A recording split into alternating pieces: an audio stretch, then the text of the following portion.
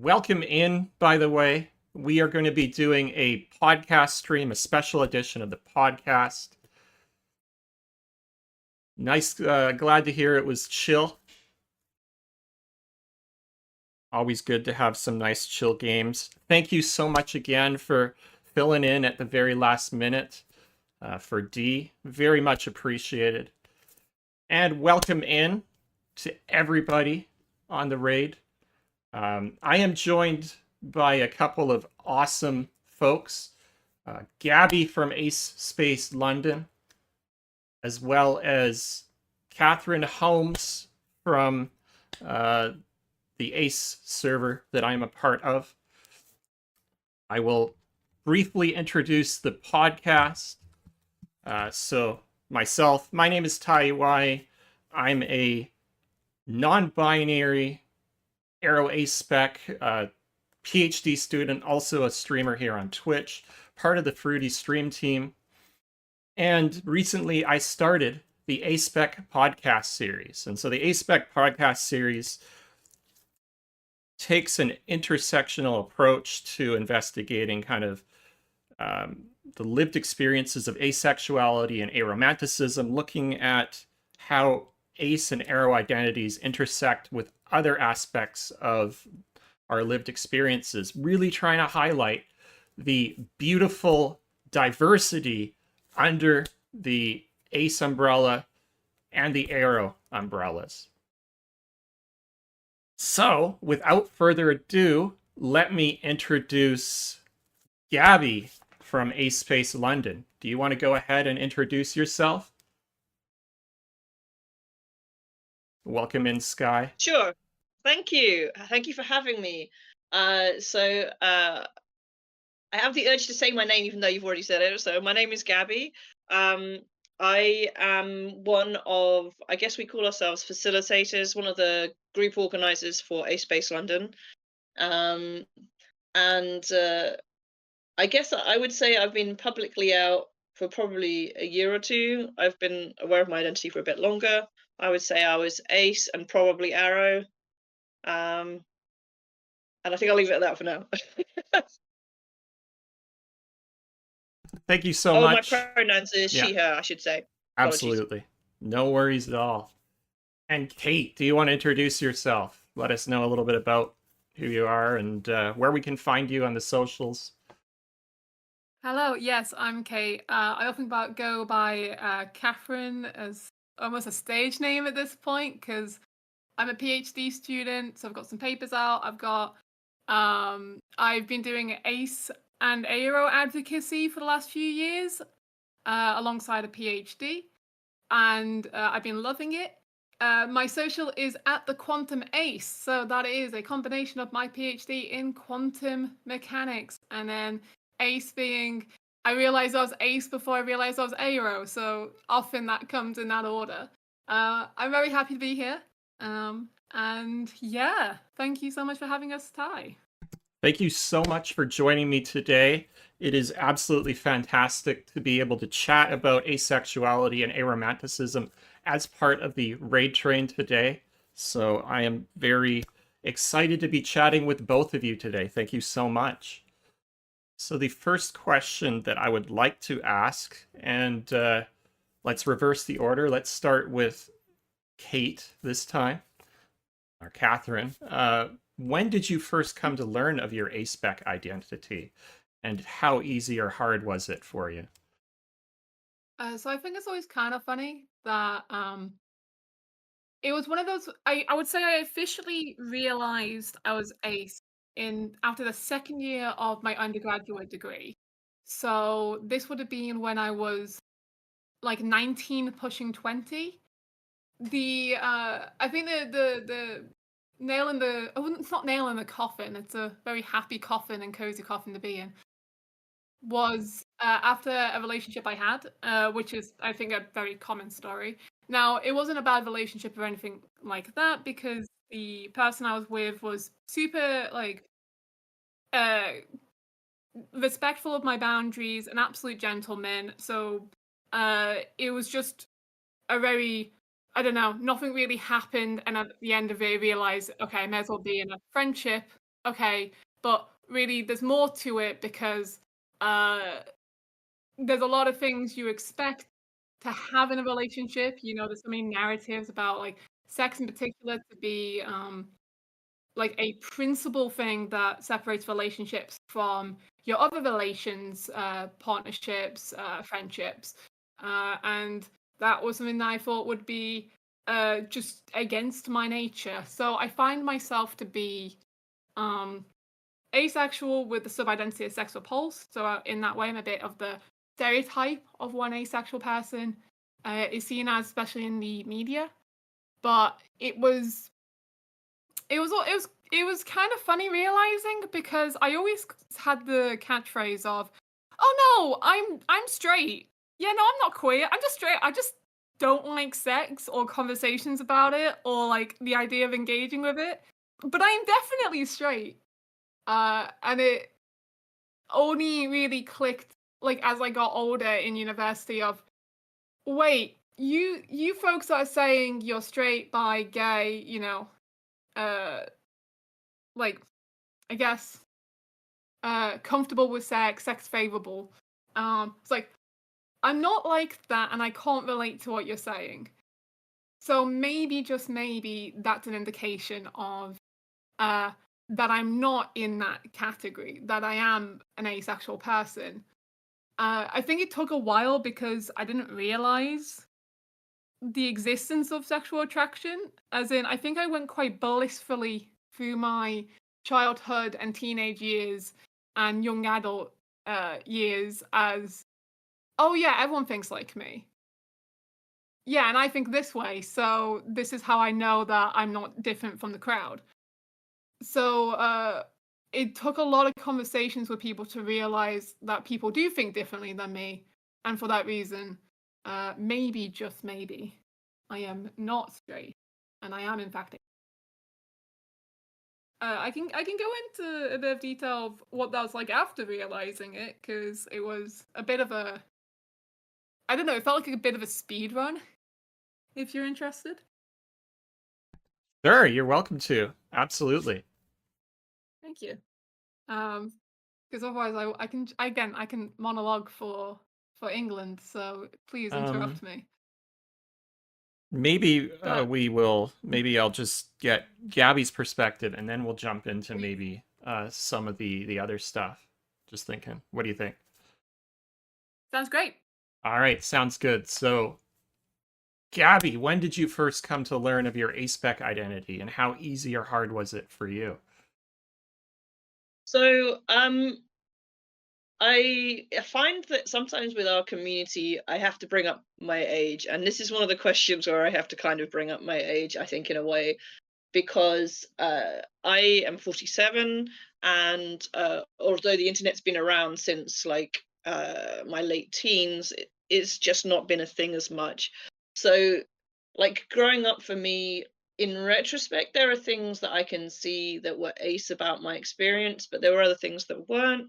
And I didn't really have access to any kind of information to really give me that terminology. So uh, the first time I started hearing about asexuality was from some videos by Ash Hardell. She did apologies. Ash Hardell did a series um, called The ABCs of LGBT, which later became a book. So that's in about 2016. And I thought, okay, that was interesting. And at the time, I was doing a fair amount of like trying to better understand LGBT in general, and trying. I kind of had this kind of view that it was important for me to try and understand things that I wasn't a part of. So understand racism, understand LGBT, all those kinds of things. Um, and then later, Ash did some more videos, further videos about asexuality. Both of those were with asexual people in it. Um, and as YouTube is wont to do, it kind of recommended me more. And I remember distinctly watching one video saying, if you're watching this video, you are probably ace. Because essentially the idea is like, if you're looking for reasons of whether you're ace or not, then you probably are. And I wouldn't say that like I was 100% sure about it at that time. So like obviously 2016 is I'm not I don't it's 8 years ago, right? So I wouldn't necessarily say I fully identified as ace at that point, but kind of it was something I was thinking about for quite some time. I ended up talking to a friend of mine who I discovered had also decided to start identifying as ace. Um, I was watching things on Instagram and other places, um, and kind of the opposite of Kate in a way. Kate had her like high speed train into ace identity, and I just kind of like ruminated on it for quite some time. And then I think it was last year for International Asexuality Day, so April 2023, I just decided I was going to do a long rambly post on my Instagram and Facebook talking about my ace identity. Um, and I guess that was kind of a coming out moment in a way. And that's not to say I'm out to everybody, but it's not exactly something I'm entirely hiding. I just don't always talk about it to everyone. Um, and it just kind of, for me, it just kind of made sense of all of my experiences. Um, and I'm now starting to think about maybe the arrow label as well means something to me, but um, that one's a little bit more tricky to kind of pin down. So I think I'm probably arrow. It's probably, I think, is a common stage with asexuals who then think they might be aromantic. Like Kate says, I think that's quite a common order to work out that that's what you are. So I'll stop there Absolutely. for a minute. Absolutely. Can very much relate to that. I first came out myself, I'm 37. So, I also came to figure out my ace identity later in life because I similarly did not have the terminology. I knew there was something a little bit different. I did not, you know, have the desire to be in, relationships to the same degree that, others did in high school. It's just something felt a little bit different. And I couldn't quite put my finger on it. And then, I started coming across, the term, asexuality later in my 20s and got involved with the Aces in STEM Discord, where I know Catherine from. And I was like, whoa, wait a minute. That's me. I can definitely relate to this. And at the time I was in a what would be viewed as a conventional relationship. And through that, I very much realized, what I thought romantic attraction was isn't what I think society or the other person thought it was. I was just like, oh wow, I think we're really good friends. I was very happy to just keep it at let's be friends stage, and that's all I wanted, and never wanted to go any further. So when things started to, move in another direction, it very quickly became, I very quickly came to realize I don't think I know what romantic attraction is. That's not what romance is. And I was like, wait a minute, looking back on this relationship, I think I'm aromantic. And so through that, figured out not I'm only Aspec, I'm also Aerospec. And then further down the line this year, I was like, well, what's gender? I don't think I'm cis. And I came out during the Ace and Arrow raid train this year as non-binary. So it was a quick, ace to arrow to non-binary pipeline, as they say. Can I say I think I went down the exact same pipeline? Absolutely. Because it was I guess if I was going to put this down to years, oh goodness, 2018 identifies as asexual. 2022, I think, or 21. I think it was 22. 2022 identifies as aero. Last year, winter, December of 2023. It's like, oh, am I gender fluid? oh, I'm gender fluid. Okay, cool. And it's like, I guess like once you start questioning, like, I guess how you like perceive the world and interpret it and how you feel, uh, you can't stop. It's like first, it's like sexuality. It's quite, that one might be quite obvious if you talk to other people with varying sexualities to pinpoint how much or how little you relate to them and therefore relate to the feeling of sexual attraction. Uh, Romantic is more complicated because there's more grey areas in those emotions, I find, between that and other forms of love. And then gender is like a complete social deconstruction of I was socialized and grew up with a specific gender, but now that I have reached the age that I have, um, how much does that actually fit me? Um, so the pipeline is true. I don't think everyone goes in that order, but I think we went down the same slippery slope, and I hope we're both happy with like the little pool we've ended up in. And almost the exact same timing as well, because it was 2019 for Ace, like 2021 for Arrow, and 2024 for non-binary. So almost identical timing as well, which is wild. Ah, kindred. I can't claim the non-binary label. I'm afraid very binary, unfortunately. But it does amuse me because there is that classic kind of joke among the ace community about the AAA battery, which is either asexual, aromantic, and agender, or asexual, aromantic, and autistic. So um, uh, it's not the external world's stereotypes about us, but it certainly fits into a common experience, I think, among a lot of ace people, which I think is kind of fun.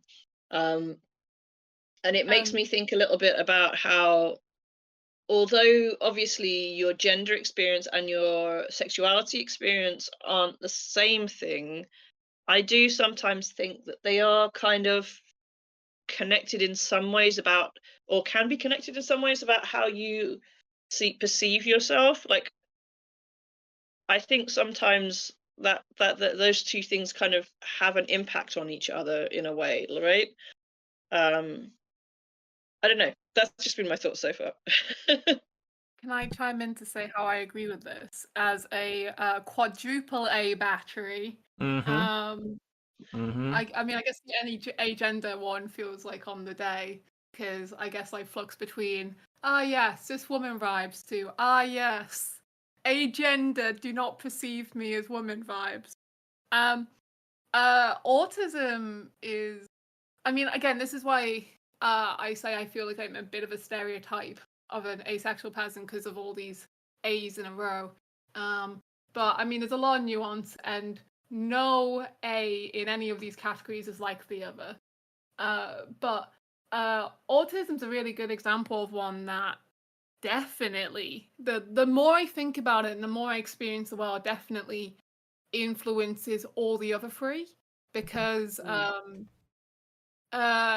mean, a common trait that autistic people may experience is sensory overloads or overstimulation.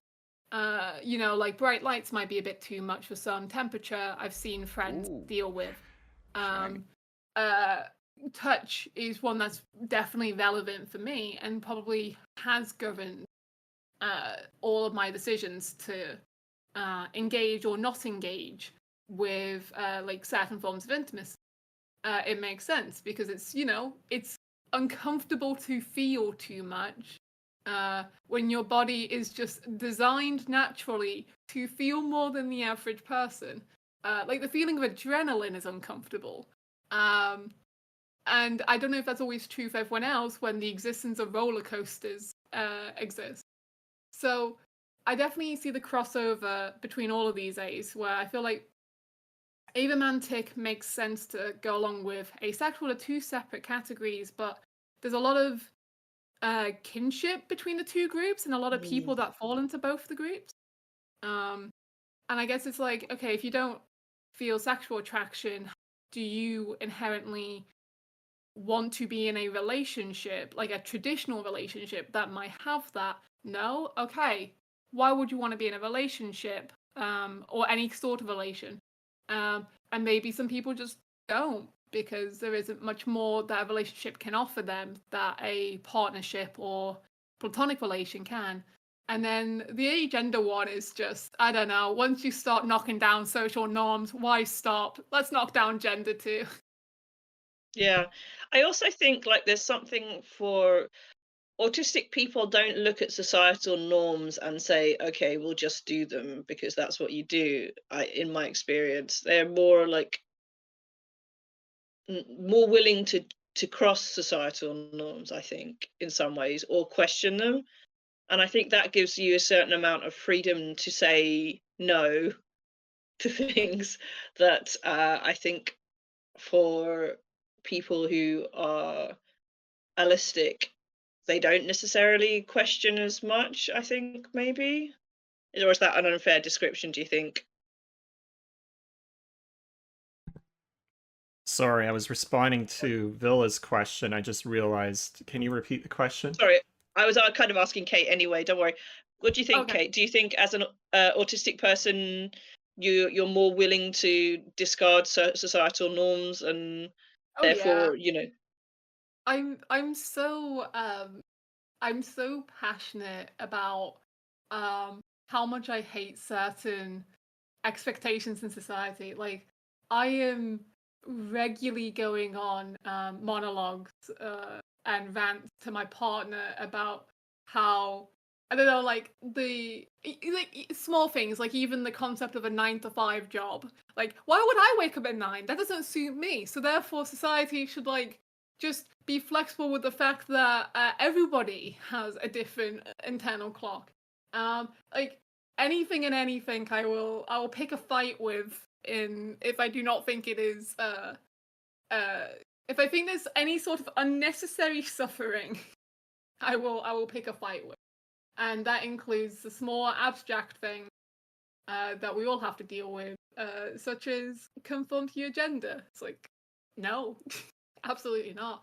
And I don't think it would be as easy to accept these things if I wasn't autistic and I had to artificially learn what these things are in the first place and therefore have an opinion on them, a strong opinion. Yes. Yeah. Yeah. Um, I think what I found hard in some ways about my experience is that het society is very non-introspective. Mostly they are thinking this is the standard and we follow the standard and everything else is bad, which leaves people like myself who don't quite fit the standard, like thinking that just we're really shit at being a person, and that we're just doing things wrong. I spent a lot of my life, that's how I thought about my experiences. You know, I had done a bit of dating here and there and just it you know, it's funny now because like I hear ace people talking about their experience dating versus an allo experience dating, and it strikes me that most ace people go into dating waiting to feel something, right? They might think, oh, you're an okay person, but they're waiting to see if they feel something like sexual attraction, romantic attraction, whatever it is, and getting to know a person during that process. Um, Whereas allos go in often already feeling something, generally sexual attraction, and then looking to get to know the person to know if it's worth their while to commit to a romantic relationship. And I think it's nice to hear other people say that because at the time when I was going through those experiences, it was just like, I'm just doing this wrong. I'm just too picky. I'm just too slow for other people. I am just very bad at being a normal a straight person. Whereas having my identity now, I get to say those things just don't work for me. And I think that's been one of the great things about understanding my ace identity, really, is to say I don't have to accept these things. I don't have to expect these things as well. Like, I don't have to sit there thinking, why don't I feel like other people? I just don't. It's okay. And I can wait and see what happens. Absolutely. And, I can totally relate to that feeling of, why am I so bad at being, at the time, thinking a cis het straight person? I just don't want to be in a relationship. I don't really care about all this. But I, at the time, did not realize, how I was different. I didn't have the language to figure out what is it about me that's different. And it wasn't absolutely. So I will mention Ritash is an amazing Insta Live content creator. And they were interviewing Gabby yesterday and talking about decolonizing asexuality, and it was absolutely a pleasure to sit in on that chat. So definitely I will get the link. Go check that out if you haven't done so already. But yes, the feeling of I thought I was just straight and being bad at it is, I think, a very common ace experience for many people. Yeah. I think you can probably find it if you go to Ace Space London's Instagram. Okay. Or I think Ritash was doing it off Rang's Instagram, which is RANG 2020, I think, on Instagram. Because we've all collaborated on it. Absolutely. So you should be able to find it under either account. And Ace Space London is A space as you'd expect, and LDN instead of the full word London. Yeah. So hopefully that will help people check it out. And if you want to chuck the link somewhere, that sounds good. I think that is the link there to the chat that Gabby and Ritash and others were having yesterday. Mm-hmm. May I ask a question for Gabby? Because absolutely, sure. Go for it. Following on what you were saying about engaging with dating, previously before coming into, terms of aceness and, what's right for you, if any, if relationships at all is, and dating and all that. First off, I truly resonate the idea that a lot of non-ace ALOs, or I guess even like some aces that do feel sexual attraction, where like fairy sexuals come to mind, where they do feel it on an initial reaction. Like that's a bit of a cheat code to actually engage with possibly pursuing relationships. When you were going through, dating and such, whenabouts did you do that? Like, as in, was this before dating apps were a thing? Was this, after they became popular? Like, how did you end up engaging with dating, and how did that feel compared to your impressions of what dating might be like today? So in my secondary school period of life, so just for anyone, I can't remember what the school system's like in Canada. Canada? What? Canada is not a word. Canada. But in America, it's slightly different to us. So from about the age of 12 to 18, I was being kind of verbally bullied at school. So I had crushes on people, but I wasn't really thinking about dating at all. And when I was at university, so 18 to 21, I equally had crushes, but I was still trying to come out of my shell. So dating wasn't really a thing that I really thought about, except that, had some crushes and stuff. So I didn't really date properly until I left university. So I was around 22-ish, I think, the first time I dated somebody, and I didn't date a lot of people, Kate. So Yep. I think I can't remember all the people I dated, but it's probably off the top of my head, but I think it's probably around 5 people tops. Yeah. And I think in almost all of the cases, it was just a case of somebody asked me and I said yes. And I was quite delighted to be found appealing, I think, in some ways. And at the time, I would say, well, I would say just in general, I have always wanted to have a family of my own, to have kids, to be a parent. And at the time, having been brought up quite religiously, I kind of saw dating as part of a process to have a permanent relationship in which I could have a family. Mm. I might not have kind of spelled it entirely out like that, but I might have done if you'd caught me at the time, said things of that nature. And so certainly early on in that as well, I understood the fact that I didn't understood myself in terms of sex in that context to be following Catholic teaching, which is technically that you shouldn't have sex before marriage.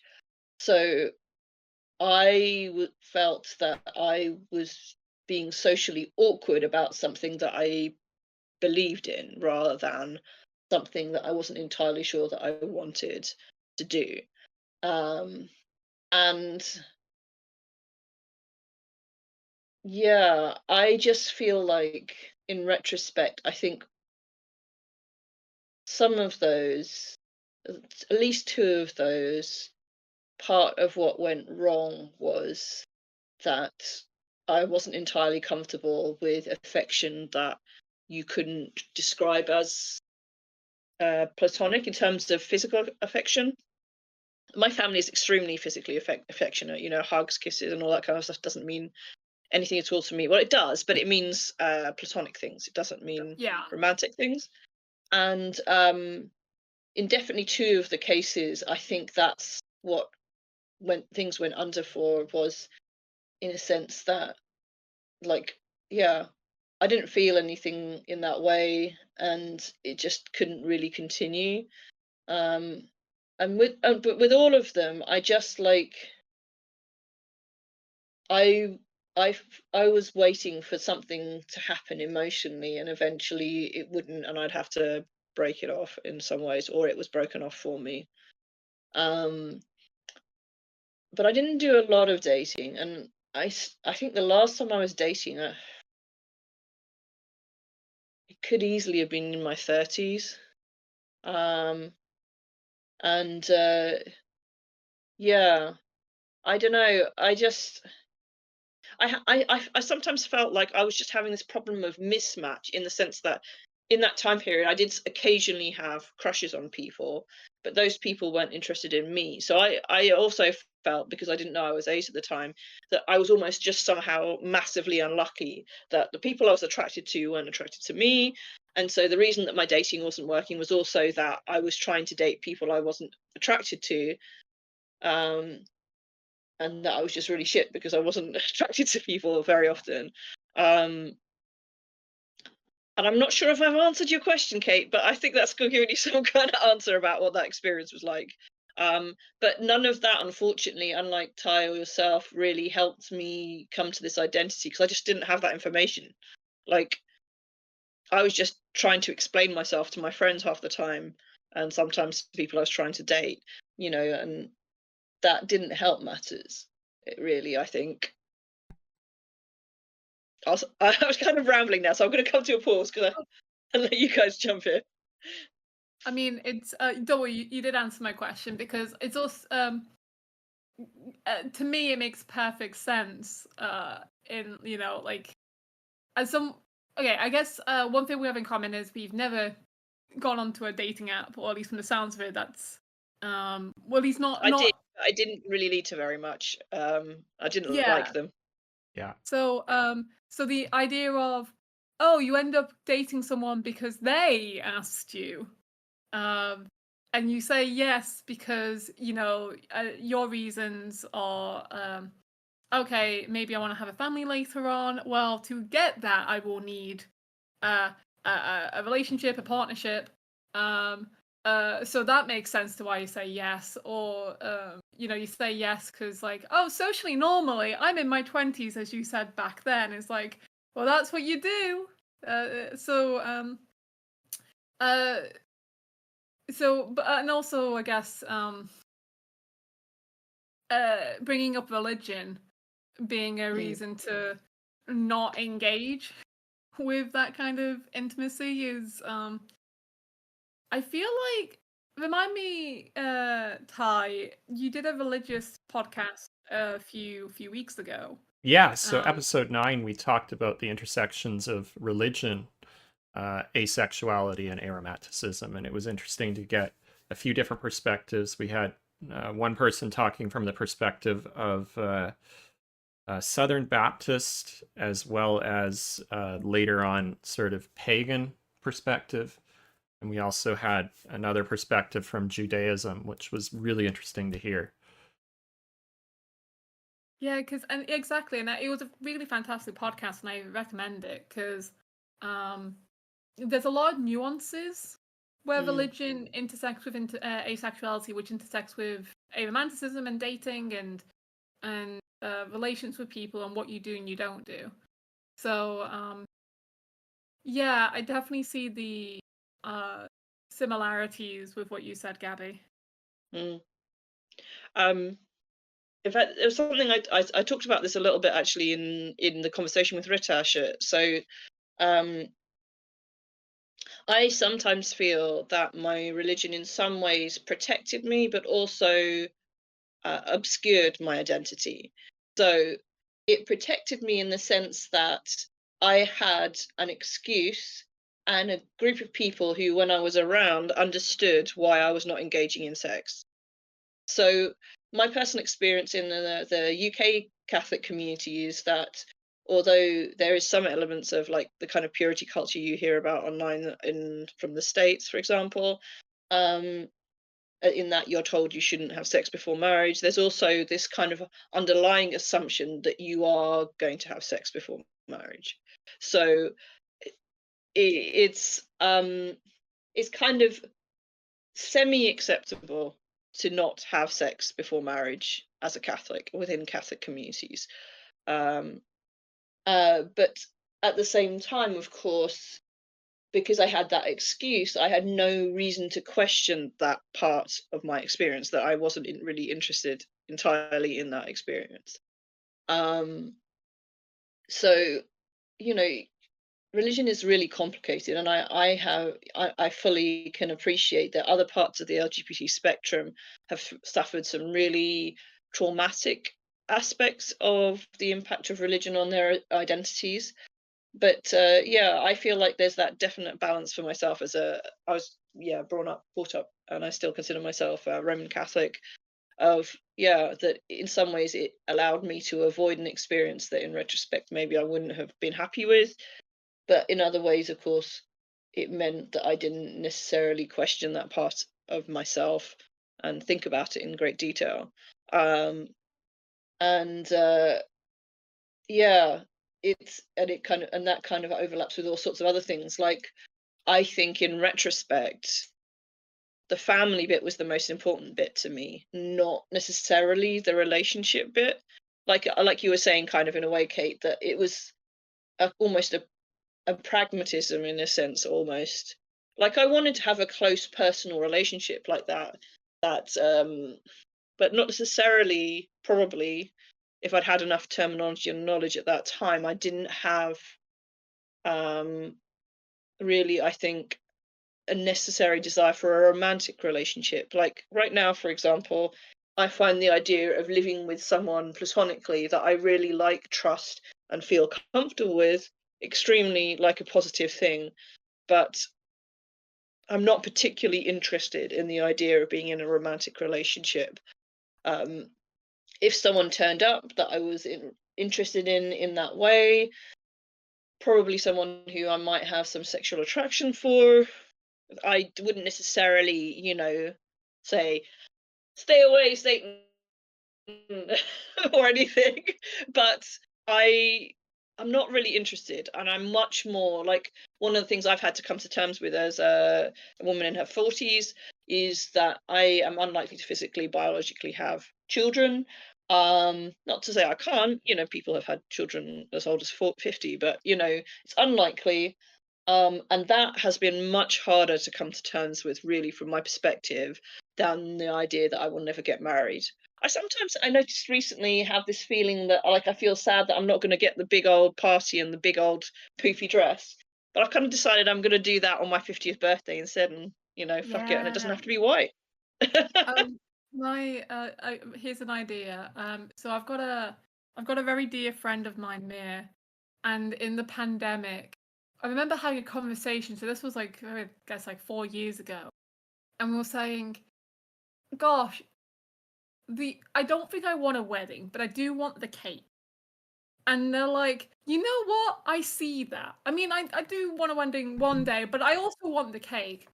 And we made a pact that we both do improv, so we thought it would be really cunning if we were like, we could do some long form improv. Do you want to just pretend like we're a couple for one day, go into a cake shop, try the free samples, maybe we'll get a wedding cake, we probably will, and then we just have it for ourselves, and then maybe share it with our friends afterwards, maybe, if they're lucky. I mean, And aces do like cakes, so we it's a do very like good. Fuck cake. yeah. So despite, like, for example, I'm in a partnership now, but this cake is on the table, and my partner knows they might get a slice on the second day. But I swear, you don't. That's what I see to be the ultimate rebellion against like atom. I can't say the word. I love the word as well. Atomnormativity. Amatonormativity. Let me Oh, jump in. can Let I me say just, yeah. Someone try. Amatonormativity. Thank you. I think it's a rebellion against that. Yeah. Let me just quickly jump in and remind folks, because some of this terminology may not necessarily be super familiar to everybody in the chat. So amatonormativity was a term coined by Elizabeth Brake in her book Minimizing Marriage, Marriage Morality and the Law in 2011. And it's the assumption that everyone desires to be in a coupled, romantic, and monogamous relationship, and the societal assumptions that coupled romantic relationships are the pinnacle of all relationships, and once you're in one, you've reached the pinnacle of society, and therefore, as a result, the platonic relationships and those that aren't romantic get devalued. And it's really, really problematic for folks in the Aspec community, many of whom don't, for a variety of reasons, our relationships don't follow the typical societal expectations around relationships. Yeah, I think even before I was ace, I used to have a lot of frustration with the hierarchy. That's what I want. Hierarchical way in which we see relationships. Partly because, although I have had very short relationships, as we talked about, I spent predominantly my entire life being single, and I felt this intense frustration with the sensation that I am considered less than because I don't have a romantic partner, and that somehow I have no value as any of those other kinds of relationships we have: sister, cousin, daughter, auntie, work colleague, best friend, and I think it's something, like, I think I talked about this as well the other day, that I think we can really teach non-ace people, allo people, in a way, because I think hierarchizing your relationships sometimes means that you don't leave space for the things that you can have in your life, or you cause a risk that they will conflict each other. Like if you say your romantic partner is more important than absolutely everyone else, what does that mean for your other relationships? If you say your family is more important than anyone else, what does that say about the other people in your life? You know, what happens if you said your partner is more important than your family, and then there's a conflict between the two? Surely both of those groups are important to you. What if your family is taking a dislike to your romantic partner? What do you do then? Surely it shouldn't be about which one is more important. You need to find a resolution to the conflict, not decide which one is most important based on an abstract hierarchy. I love Ghost Hugs Incoming's Plan for the Lovely Unexpected. This is a little bit of a preview for the later, but Andy Norgren's Relationship Anarchy, one of the 9 principles is plan for the lovely unexpected. And so this is a little preview for later.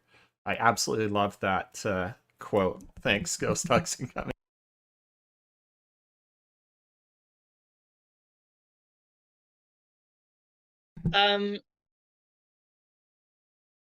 So we've got 3 different decades here with 3 different levels of experience of their own identities. But I think it sounds in some ways, though, that in a way, like whatever age we've chosen, we've all kind of found our identities within a relatively overlapping period of time, right? We're talking like basically from about 2018 onwards. Would you say that's about right? Yeah, absolutely. And that's very surprising that we all sort of almost simultaneously came to the realization. Is that a reflection of the fact that that's when the terminology started to become a little bit more mainstream and available on the internet, perhaps? I know that Ace Tumblr was a thing before then.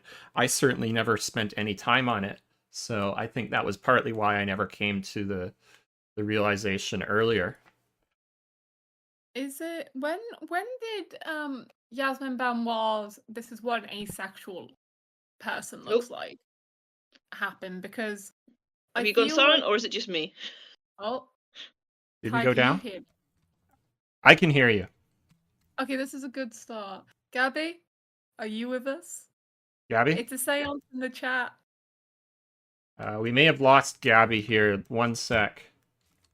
Okay, everyone in chat, hold hands. We'll get out the crystal ball and chant the name Gabby. And if we do that enough, Gabby may reappear and we get more messages from the great beyond. Ghost Girl said the hashtag this is what asexual looks like started in 2017. Thanks, Ghost Girl. Welcome back, Gabby. We can see you. Can we hear you? Oh, You're great. muted. Amazing. Sorry, I couldn't work out, because there's no camera feed obviously for you guys, whether you had frozen, I had frozen, or what had happened. So valid. Yeah. Yeah, so you were asking about when what sexual looks like. I was also going to say, like, when did Avon start? I feel like that was earlier than that, right? Yeah, Avon started like way back in 2000 and I think 2001, I believe. Somewhere in that range. It's about right. Like it's like at the turn of the turn of the millennium, we got Avon. I think I'm trying to think, because I guess in terms of word of mouth, what is asexuality? The first time I heard the word it would have been sixth form, so it would have been like, I guess 2015, which I completely disregarded someone telling me in response to me saying, "Oh yes, I am straight. I just don't like the concept of sex and the engagement of sex, but I am indeed heterosexual." No, I say this jokingly. I say that jokingly towards myself. You can be heterosexual and not want to engage with sex and not be asexual. You know, identify as you see fit. But for me, asexual is a label that is correct for me. That when my friend told me, "Oh, you know, you might be asexual," I was like, "Don't tell me what I am. I'm not different." So yeah, that's when I had that terminology. So I guess that's when, I guess like before then is when, you know, the internet started speaking about it more. Yeah, this is what an asexual person looks like was, I think, particularly notable when I was like, oh, that word came up again. Oh, and you know, these really cool people are you know, engaging with this. And I started to learn, and then I think because it came about in 2017 then, and then I think there was a few, maybe a year later, there was another like social media campaign. I think it was by, oh goodness, it was a YouTuber called Sam. I don't remember her second name or their second name, but they're currently an author.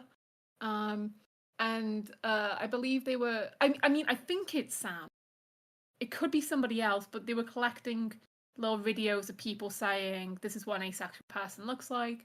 I submitted one, and I think that was like the true, I realize and I accept I'm ace. So I think I guess the internet culture around the late 2010s is pretty responsible for how I identify by the end of the 2010s. Because I think without that discourse, I wouldn't be educated. I wouldn't have learned about this identity. And I wonder if you two feel similarly or you came across it independently. I would have loved to have had someone talk to me about it, but the first time anyone in person said anything to me about asexuality was already after I was already identifying as asexual. I think I'd kind of mentioned a little bit earlier, you know, I mainly came across asexual through Ash Hardell's videos from the ABCs of LGBT in 2016. But definitely it sounds like 2010s is the start of when the discourse started to be doing the rounds, really. Um, you know, it's probably a combination of things that allowed it to be more visible to people. I, like Ty, was not involved in Tumblr, so I'm still not involved in Tumblr, so I didn't come across ace discourse at all. And I think even for me, Avon as well, like being a message board, like there were message boards were a big thing in terms of social media. I would say in my teens, that was probably the main form of social media that was out there. You know, I mean, I know that we talk about jokes about MySpace, but all of those things were quite niche, really. I would say at the beginning of the internet period, which I would kind of identify late 90s, early 2000s. Chat rooms, I guess, were another thing, but you know, none of those spaces. I didn't really use those spaces all that much. So yeah. Sorry, that's all I've got to add. And maybe Ty's got something to add in there. No worries. I was going to say that, you know, a little bit of history of, you know, so for those that don't know what AVEN is, AVEN stands for the Asexual Visibility and Education Network. And it was sort of the first, you know, mainstream, I guess, forum around asexuality. And, you know, it was started by David J. in 2001. Its predecessor, the Haven for the Human Amoeba, was formed in 2000 and was really just a Yahoo group. And if anybody remembers Yahoo group, they're basically just a long email chain. And so it got very quickly almost impossible to keep track of the discussions because it was just can you imagine, like, you know, hundreds of people trying to add on to one long email chain? And that's when they realized, oh shoot, we got to do something about this. And so David J starts AVEN in 2001, and this is the first time we really start discussing asexuality in the concept we know it as today, being, you know, folks that experience little to no sexual attraction. So a little bit of a kind of brief history of Avon and how it formed. On the topic of forums, there's one forum that I used Oh dear. when I was questioning, am I asexual? So literally, I can remember the day. It was the me and again, the lovely, respectful person I was dating at the time. We decided to stop dating and be friends, and that's when I questioned, am I asexual? And if I am, will I ever be able to engage in romantic relationships? Now that question is, is different now. I don't think I'd ask in the same way, but it's there's a forum group called Aspec, and I have used Aspec, but I have never heard of anyone talking about Aspec. So I have no idea how much of a reach it ever got, but it's just a form of a login, so of just a bunch of people with oh gosh, I don't know how to describe it, because to me it looks so early internet, but again, I'm 26, so early internet to me is like before Club Penguin was around. But you could talk to people. It was a chat service, it was a blog service, and then you can put out your profile in case you want to say you're looking for a relationship or you're just looking for friendships, and then a bit about yourself. So that was I do find forums to be really helpful when you're questioning, because A, is anonymous, B, you can just delete the account later if it doesn't fit it, and C, maybe you'll be able to talk to somebody for the first time about something that is concerning you. I remember making an account just to like see what other people were talking about, to see, do I feel like I relate to these people? And I was planning on making the account, looking around, then deleting it, never to go back on. That did not happen because there was somebody I found the profile of who sounded very similar to me, because at the time I was the president of my university's Tea Society, and I loved it. So I'm a big tea nerd. Hot drinks all the way. Right now, if anyone's wondering, I'm drinking an Assam black tea in a Sports Direct mug by the pint, because it's a long podcast. And so I just so happened to come across someone who in their bio said they were running the Tea Society of their universe, and I was like, this is something very weird to see in common with another person in any space. So I popped them a message, said, hey, I'm just kind of here questioning, and I wasn't planning on talking to anyone, but it sounds like we've got this in common, and I just want to say that sounds really cool. Anyway, hi and bye. You may never see me again. And at that point, I actually started talking to them and sharing experiences, and they're a lovely person.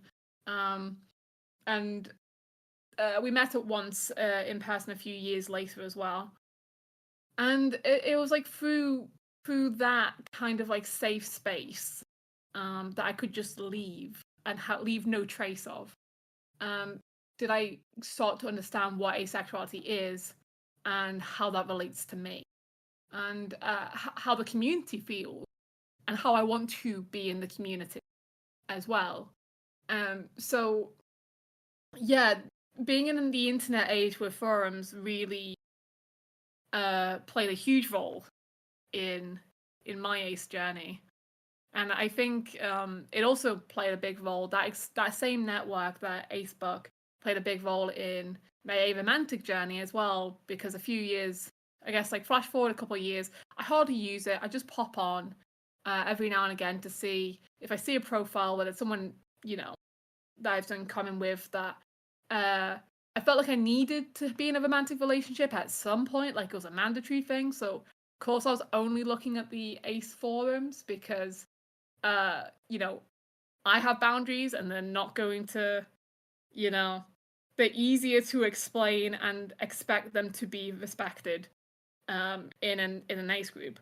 And that was my principal source of talking to people that maybe I want to talk to more, that maybe a relationship would spring from.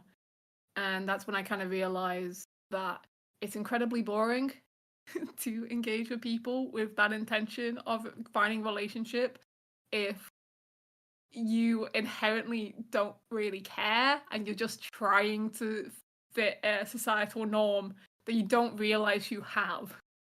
You think because I think it's really easy to okay, I say I complain about societal norms all the time, but so many of them are so ingrained that you don't realize they're external rather than internal until you realize, you know, this is a choice and I do not fit this box, me personally. So yes, I thank the internet and Acebook for helping me realize I was Ace and helping me realize I was ARO and definitely did not care about engaging with small talk for relationships. For me, the biggest thing that helped me come to realize my Ace identity was the Aces in STEM group on Discord, and chatting with everybody in that server. And I briefly went on Avon. I think I said hello a couple times, and I haven't really been back personally to it a whole lot. But through that, and I think for me, it's been the Ace Discords where it helped me the most come to my realization of my own identity. Out of curiosity, what do you find most illuminating in, I'm going to say Aces in STEM specifically because that's what we have in common. And I love Aces in STEM. If you're interested in joining, Sarah Cosgriff, a science communicator, is the creator and admin for it. Otherwise, contact me in, I guess, Twitter. I know Twitter's a bad place. I still have an account, and you can message me there if you would like to join. At the _quantum_ace. But yeah, for the Aces and STEM Discord, do you find there's channels for discussions about topics such as there's like an aromanticism channel, an asexuality channel, a gender channel, a race and ethnicity channel, etc. Where you can have long conversations about these kinds of topics, and then there's community channels such as in the pandemic, every week we watched episodes from the TV show Leverage and just watched that. I loved that. I love it too. I don't think we managed to get through the new season, but the fact we got through all of the classic seasons. Yes. Do you find the community aspects to be more defining of your identity, or the space to ask these like deep conversations? I think originally, early on, seeing other people's perspectives, their own experiences, was really helpful to figure out my own identity. To see, oh wait, I've got, similar experiences to, quite a few people in this Discord. And then, I got involved more recently with a local group here where I live, which at the time was run by somebody else and was called the Ace Space. And I got to chat with, folks here locally about, asexuality, a little bit about aromanticism. And I then ended up taking it over as the lead co-facilitator, and now I've have somebody else helping me with that group. But through the Aces in STEM, and I think the other 12 Discords that are Ace related that I'm currently in, I managed to really sort of come to find a bunch of experiences that shared a bunch of similarities to my own. And it was through that I came to realize, yeah, I'm definitely Aspec.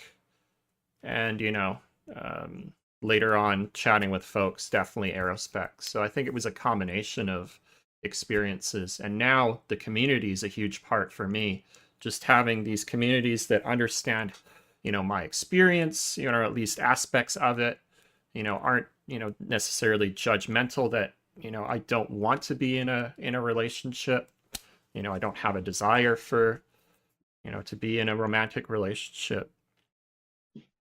And then I'm kind of taking it on as like, this is a huge part of me. I want to be able to give back what, the discords and what others were able to give to me. I want to be able to talk about my own experiences and go to Pride and be like, hey, listen, amatonormativity is a thing that you should realize is harmful. Stop it. So I think that's Please sort of. stop it. Sorry? Sorry? It's interesting. I was just parroting like, please stop it. I was just going to say it's interesting in a way because like both of you talk about like having discussions with other people in order to get to an understanding of your identity, and I certainly enjoy talking about my identity with ace people, but I think it's definitely in the early days I was much more like I want to collect all the information and be really sure about this. Particularly also I think like Kate, you talked about falling into an ace stereotype of being very sex repulsed.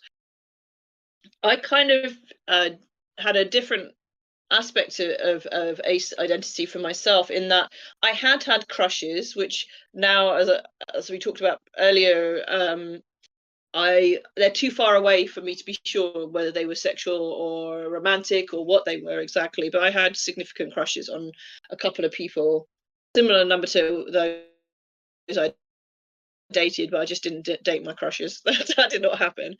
And although I think I had some awkwardness around sex as a topic and watching sex in mixed company, I don't have any problems with the abstract concept about sex. I'm quite happy to read spicy literature and stuff like that. And I think definitely early on in my understanding of myself, I was like, do I count? Is that real? Maybe it's just going to happen later, and all this kind of stuff. So I think when I finally started reaching out to in-person people to talk to through Aspec London, I had already been fairly certain that I was okay to be in the community in a way. I really take on board what Ty was saying though about like you get this kind of feeling like you want to really be part of and support and promote the community and get the word out there for people and create spaces for people to be supported. Like I had come along to Aspec London hoping just to meet people in person who were ace. And then Lucian put out a call saying like, yeah, we need some help to run this group because it's just me at the moment. And at that point I was like, yeah, sure, why not? Because by that point I'd been involved in various like community and charitable groups, and it just seemed to me like, yeah, I can do this thing, I can help this thing work, I can give people the resource that would have been good for me. And I think that's been at the heart, to be honest, in a lot of ways of what I've been trying to do with Aspec London is create resources that either I am interested in or I would have liked to have had if when I'd been younger, sort of thing. Absolutely. And I can totally, relate to many of those aspects because I fall within the gray umbrella of asexuality and I'm not necessarily sex repulsed myself, but coming to realize, there's this, diverse umbrella of experiences that fall under asexuality. And so talking with a bunch of people, seeing that diverse range of experiences within asexuality made me realize, hey, I'm somewhere under this umbrella. And it was helpful to get that perspective and not just the stereotypical media perspective of the sex repulse ace who's never had sex and doesn't want to unfortunately in media, it's often that doesn't want to talk to anyone and is just obsessed with their work. Yeah, there's that big kind of stereotype around asexual people, that we kind of have that overlap with that unattractive, kind of highly introverted,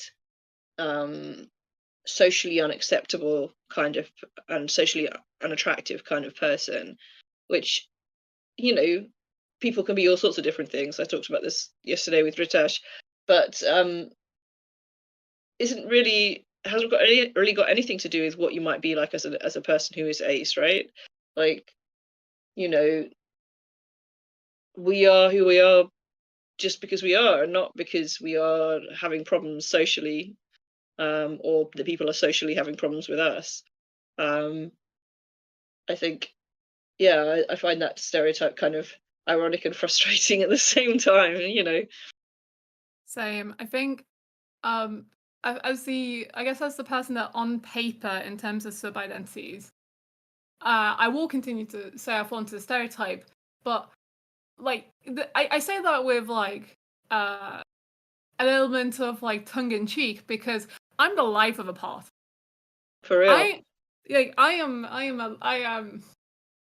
can say tongue in cheek, I'm lovely company and I'm not like socially awkward introvert. But also seriously, like it's the true stereotype of I guess like the AAA or quadruple A battery is like the Sheldon Cooper. Yes. And nobody is the Sheldon Cooper. And like gosh, it pains me growing up into a world where that is the comparison people might make. I mean, also, just for the record, I study quantum mechanics. I do not like being compared to Sheldon Cooper. That character is just infuriating for anyone in the sciences. I don't study quantum mechanics, but just seeing the representation of how they deal with science is absolutely infuriating. So I can't even imagine as somebody studying quantum mechanics just how awful that has to be. I mean, to be fair, I can go on my own little rant. The thing is, yeah, it's its own little rant. Yeah, no, I think you can being asexual, aromantic, gender non-conforming, queer, neurodivergent, all these subcategories, don't necessarily mean you have a certain personality.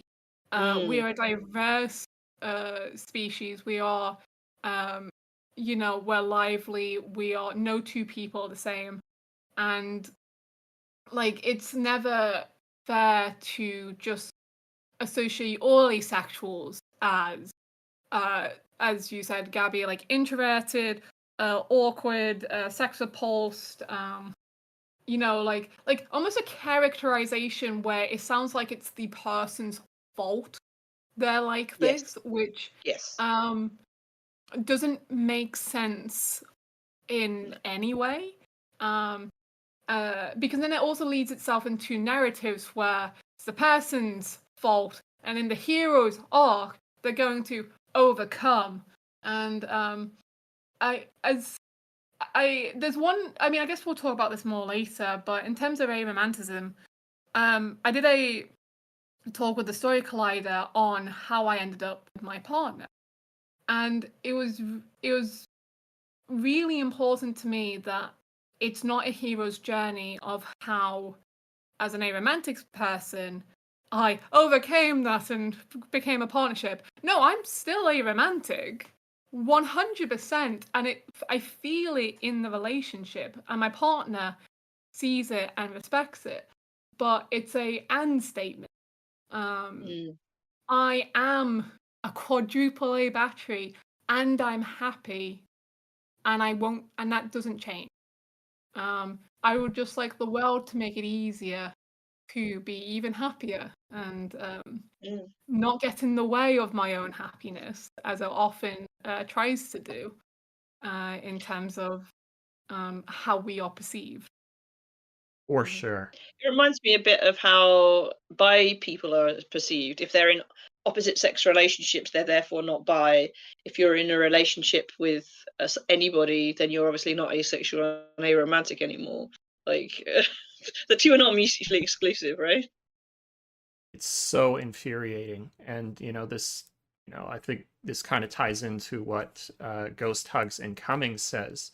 And I think this is a really good topic to um, maybe chat about after the break. We've been going for about an hour and a half now, so it's probably a good opportunity to get water, stand up for a few minutes.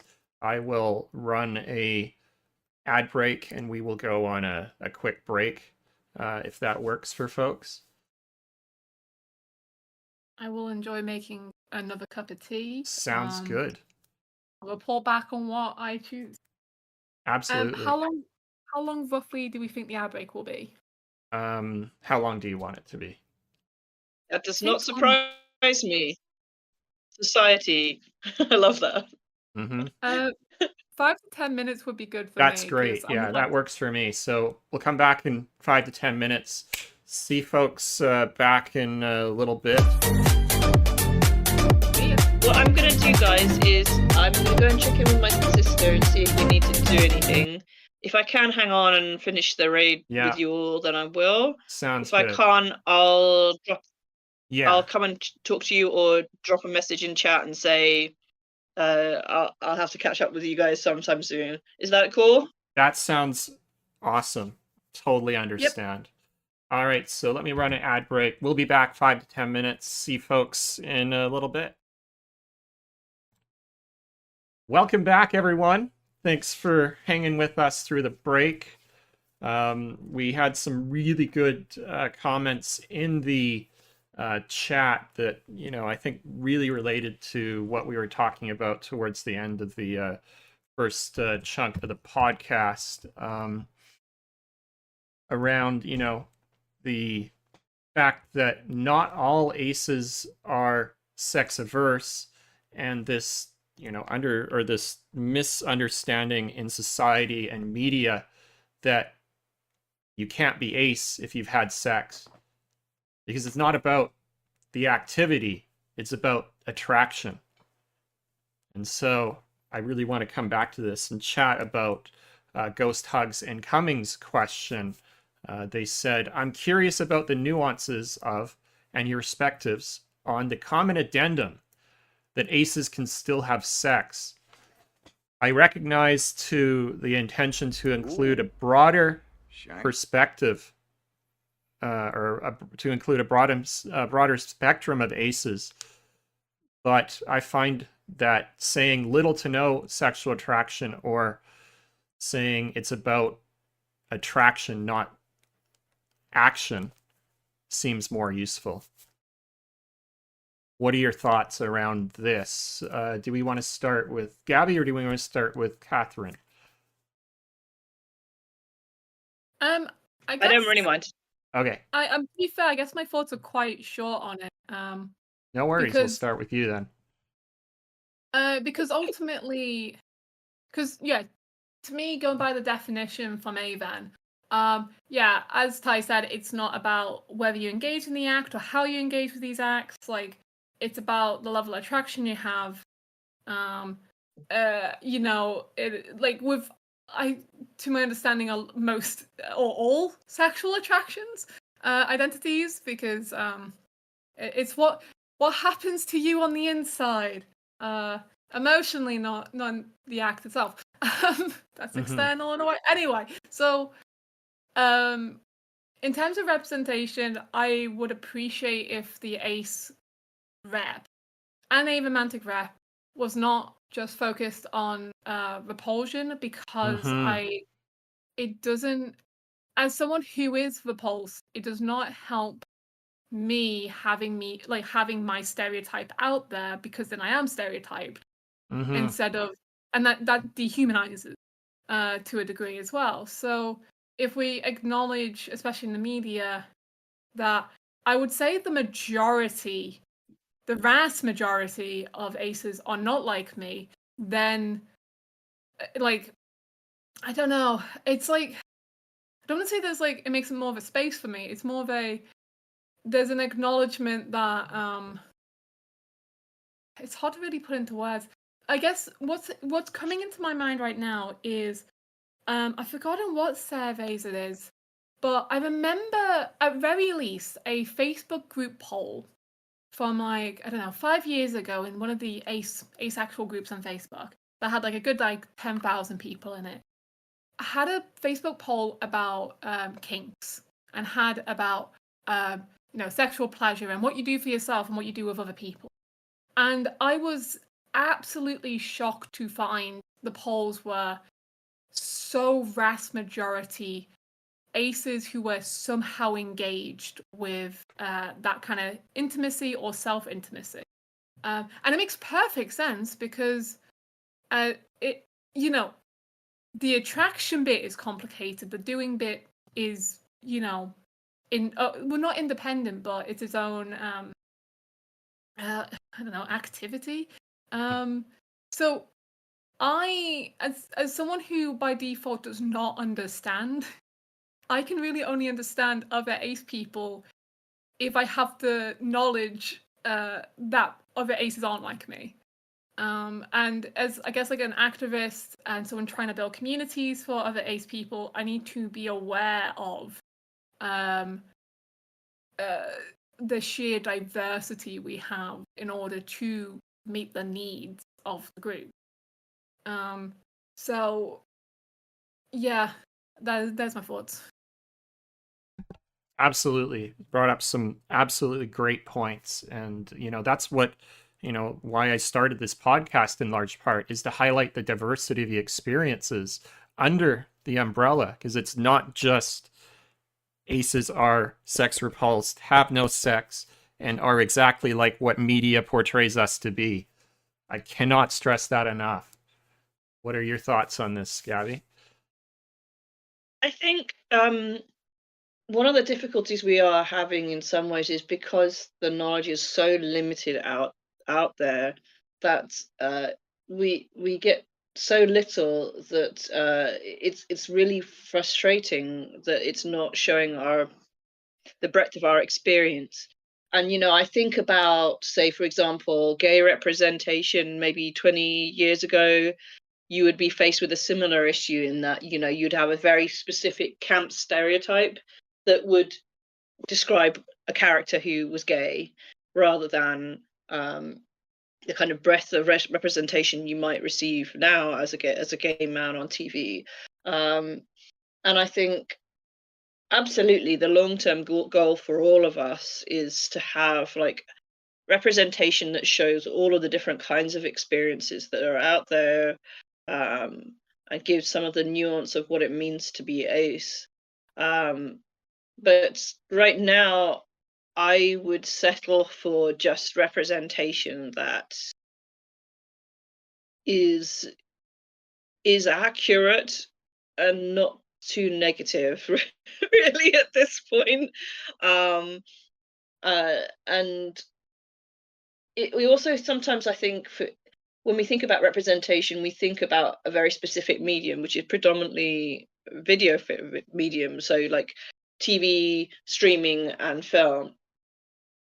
And I think if we're to poke on our heads over the parapet into like fiction, for example, I think there's a lot more in like written fiction that's available to us if we want it. And some of that can be very nuanced by authors, not just Alice Oseman, who's the most famous because of Heartstopper, but other smaller, more niche authors as well, particularly in the romance genre. And I think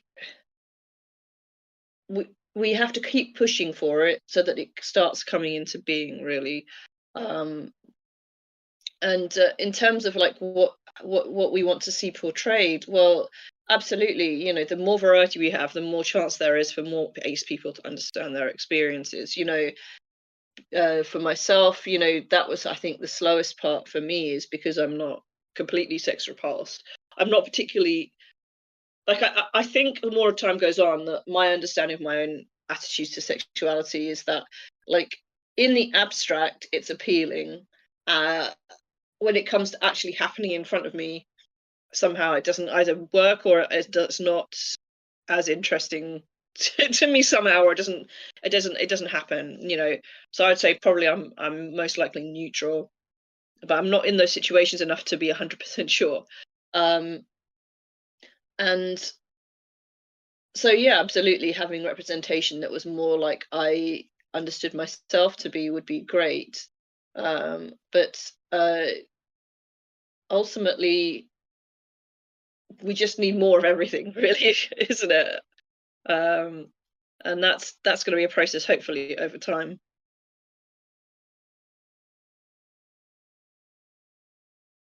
Oh God, did I lose you guys again? It's hilarious.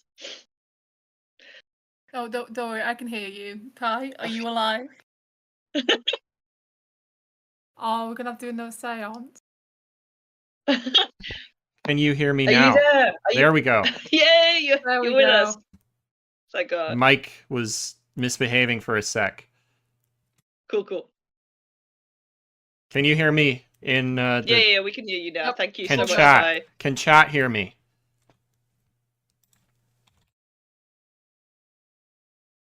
Yep. All right, we see some good stuff. Perfect. I'm glad. Mike was. I might have bumped it accidentally on the mute. All right. Yeah, we've talked a lot about you know sexual attraction and the lack thereof within the ace community. I will bring up a term that folks may not necessarily in the chat be familiar with. So in the ace community, we often talk about allosexuality, which is being the opposite of asexuality. So allosexuality referring to folks that experience sexual attraction more consistent with the experiences of society more broadly. And this can relate to the concept of allonormativity. And this is the assumption that everybody is allosexual, i.e., they experience sexual attraction, and therefore a related assumption that always wiggles itself into amatonormativity is that therefore everyone desires a sexual relationship, because in broader society, the assumption is if it's a romantic relationship, it's also a sexual relationship. And so it's a difficult one to navigate, both as an aromantic person and as an asexual person, because the two are inextricably linked within society. But in the Aspec community, we often employ what's called the split attraction model, where one's sexual attraction and one's romantic attraction are different. They're different concepts. And for many folks in the Aspec community, they may experience romantic attraction. They may not experience sexual attraction. There are also aromantics, known as alloeros, who experience sexual attraction but not romantic attraction. So it's important to understand this idea of the split attraction model.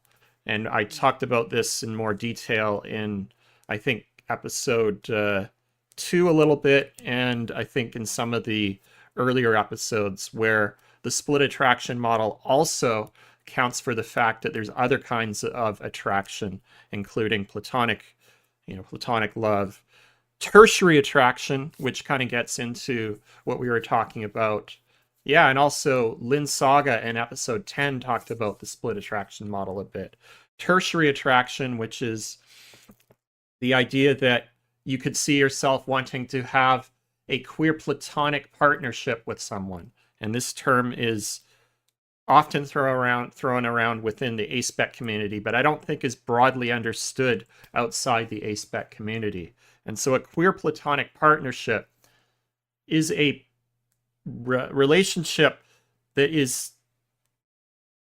unconventional in the eyes of society, because it doesn't fall purely within the bounds. And I want to take a second to mention this is very much a Western construct. So within a Western white settler context, platonic friendships don't usually involve, great degree of emotional closeness, don't usually involve, cuddling or hugging on a great deal, But the key here is that they are not romantic. So they're not purely platonic, but they're not romantic. That is a queer platonic partnership. And so this is something that I think is often misunderstood outside the Aspec community. So I wanted to kind of bring up this a little bit as we kind of talk a little bit more about, how has your lived experience as an ace and or arrow individual influenced the relationships you've been in? And what have you learned about from being in relationships about your identity? I just wanted to bring a little small addition to your definitions, if that's all right, Ty. Yeah, absolutely. There was a period recently when there was this whole thing going around on stories in various places where it would have a sliding scale for different things, like, single attraction to multiple attraction, so like, being bi and pan versus being just attracted to one gender, and it would have hypersexual and asexual on a spectrum. And that, I think it's really important that allosexual is not the same as hypersexual. Hypersexual is an extreme end of the allosexual experience. So when we're talking about allosexuals, we're just talking about people who don't experience who experience more than the lower levels of attraction or lack of attraction that asexual people experience. Hypersexual is something else. That's something within the spectrum, I guess, of allosexuality, really, isn't it? So I just thought I'd bring that up because sometimes people get that a bit confused. Really good point. Absolutely. Thanks for bringing that up. So yeah, allosexuality is, I guess, defined more or less as the typical amount of sexual attraction that the broad society experiences, whatever that would be. Yeah. Exactly. And I think your link, unfortunately, was blocked. Unfortunately, if you try to drop links in chat and you're not a mod, it will just come up as 3 stars, which it did for me. So if you want to send that link to me, I can share it, Duke.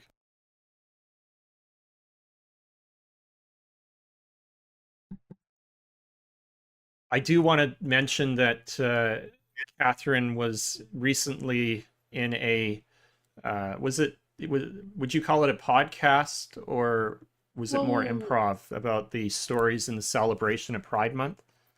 Okay. So I do public speaking when I can, and I'm very proud of this one because early this year in February, I got asked by the Story Collider podcasted network in conjunction with my university to do a live talk in front of a crowd as part of the Valentine's Day themed mega event, which was put it this way, the whole event had like so many science communicators come in, they had like stalls everywhere, and the theme was I think it's basically love, sex, and romance. And I'm there like, hi, I'm the Ace Aero rep in all of this. It's an event I would not have chosen to go to casually. So it means like basically it wasn't really tailored for the Ace Aero experience. So I felt very like honored to be asked to be a headline speaker in the event, and I was giving a 15-minute talk to the audience on it's a theme of my choice, and I decided to give the story of how I ended up in my queer journey, starting from identifying as asexual to realizing I'm aromantic to starting a partnership, and the nuances and details of that. which accumulate to a bit like what I said earlier of I am asexual, I am aromantic, and I am happy. And I still am. So this got recorded and put onto the Surrey Collider podcast at I think for Pride Month, so a few months ago. So if you go on Spotify after the stream or after the raids, you'll find it there. And essentially, Ty, would you like me to talk about the story? Yeah, absolutely. Please go ahead. Looks like we've got issues with the Gabby. I think Gabby may have turned off their cam. All right, that's fine. I am Go ahead. very happy to Yeah. tell the story. So I won't give the whole monologue because again, it's elsewhere online. But in yeah, I think from realizing I was ace, I still felt like, okay, I want to engage. I want in quotation marks.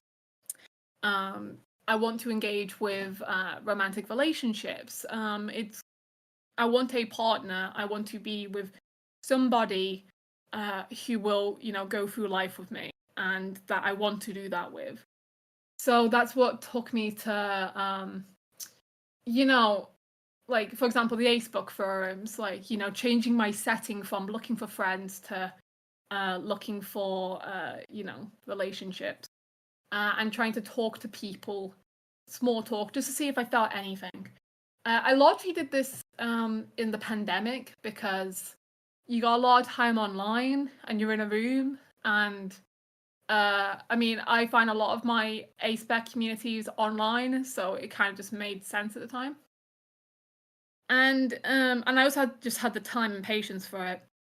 But the longer it went on, and I did talk to people for a good few months, I just felt so bored of it, all at the same time that I was able to spend so much time with people I cared about and form new relations. Aces and STEM, that me and Ty have in common with, that started at the end of 2020, I believe. That feels about right. I thought it was end of 2019 because I think I joined it during the pandemic. But oh, you're right. Okay, yeah, no, you are right. It's 2019. yeah. Yes, because I guess the pandemic was brewing.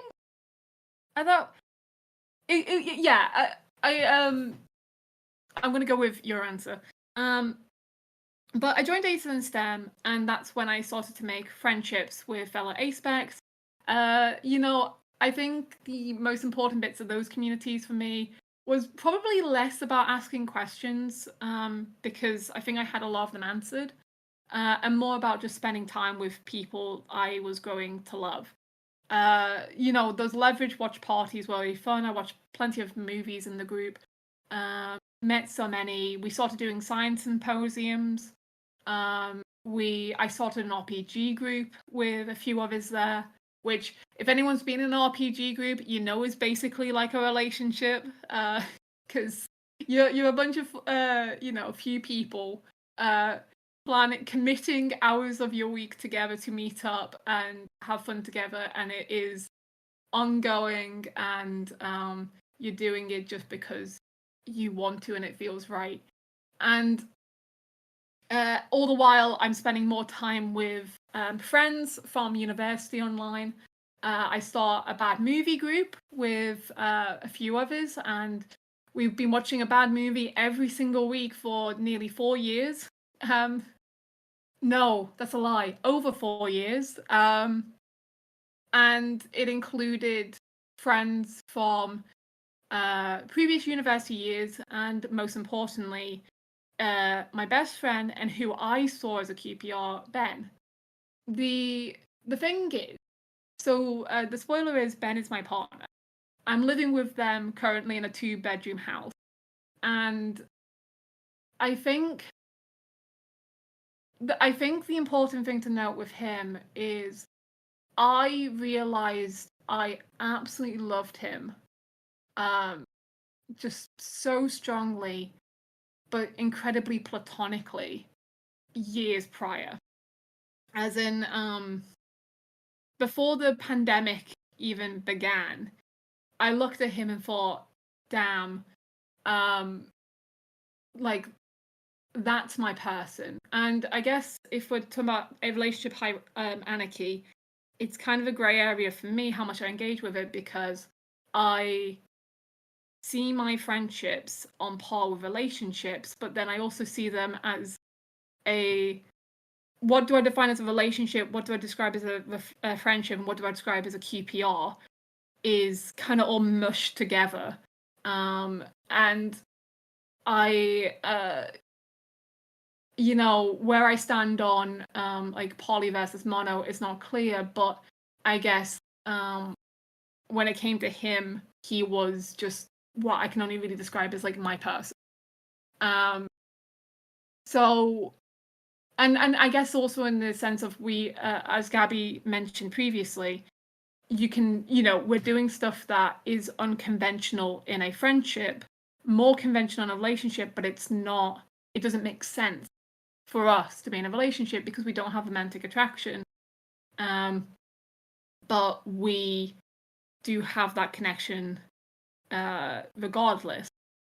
So, the pandemic happens. I get to still spend time with him over the Bad Movie Group. We have calls regularly.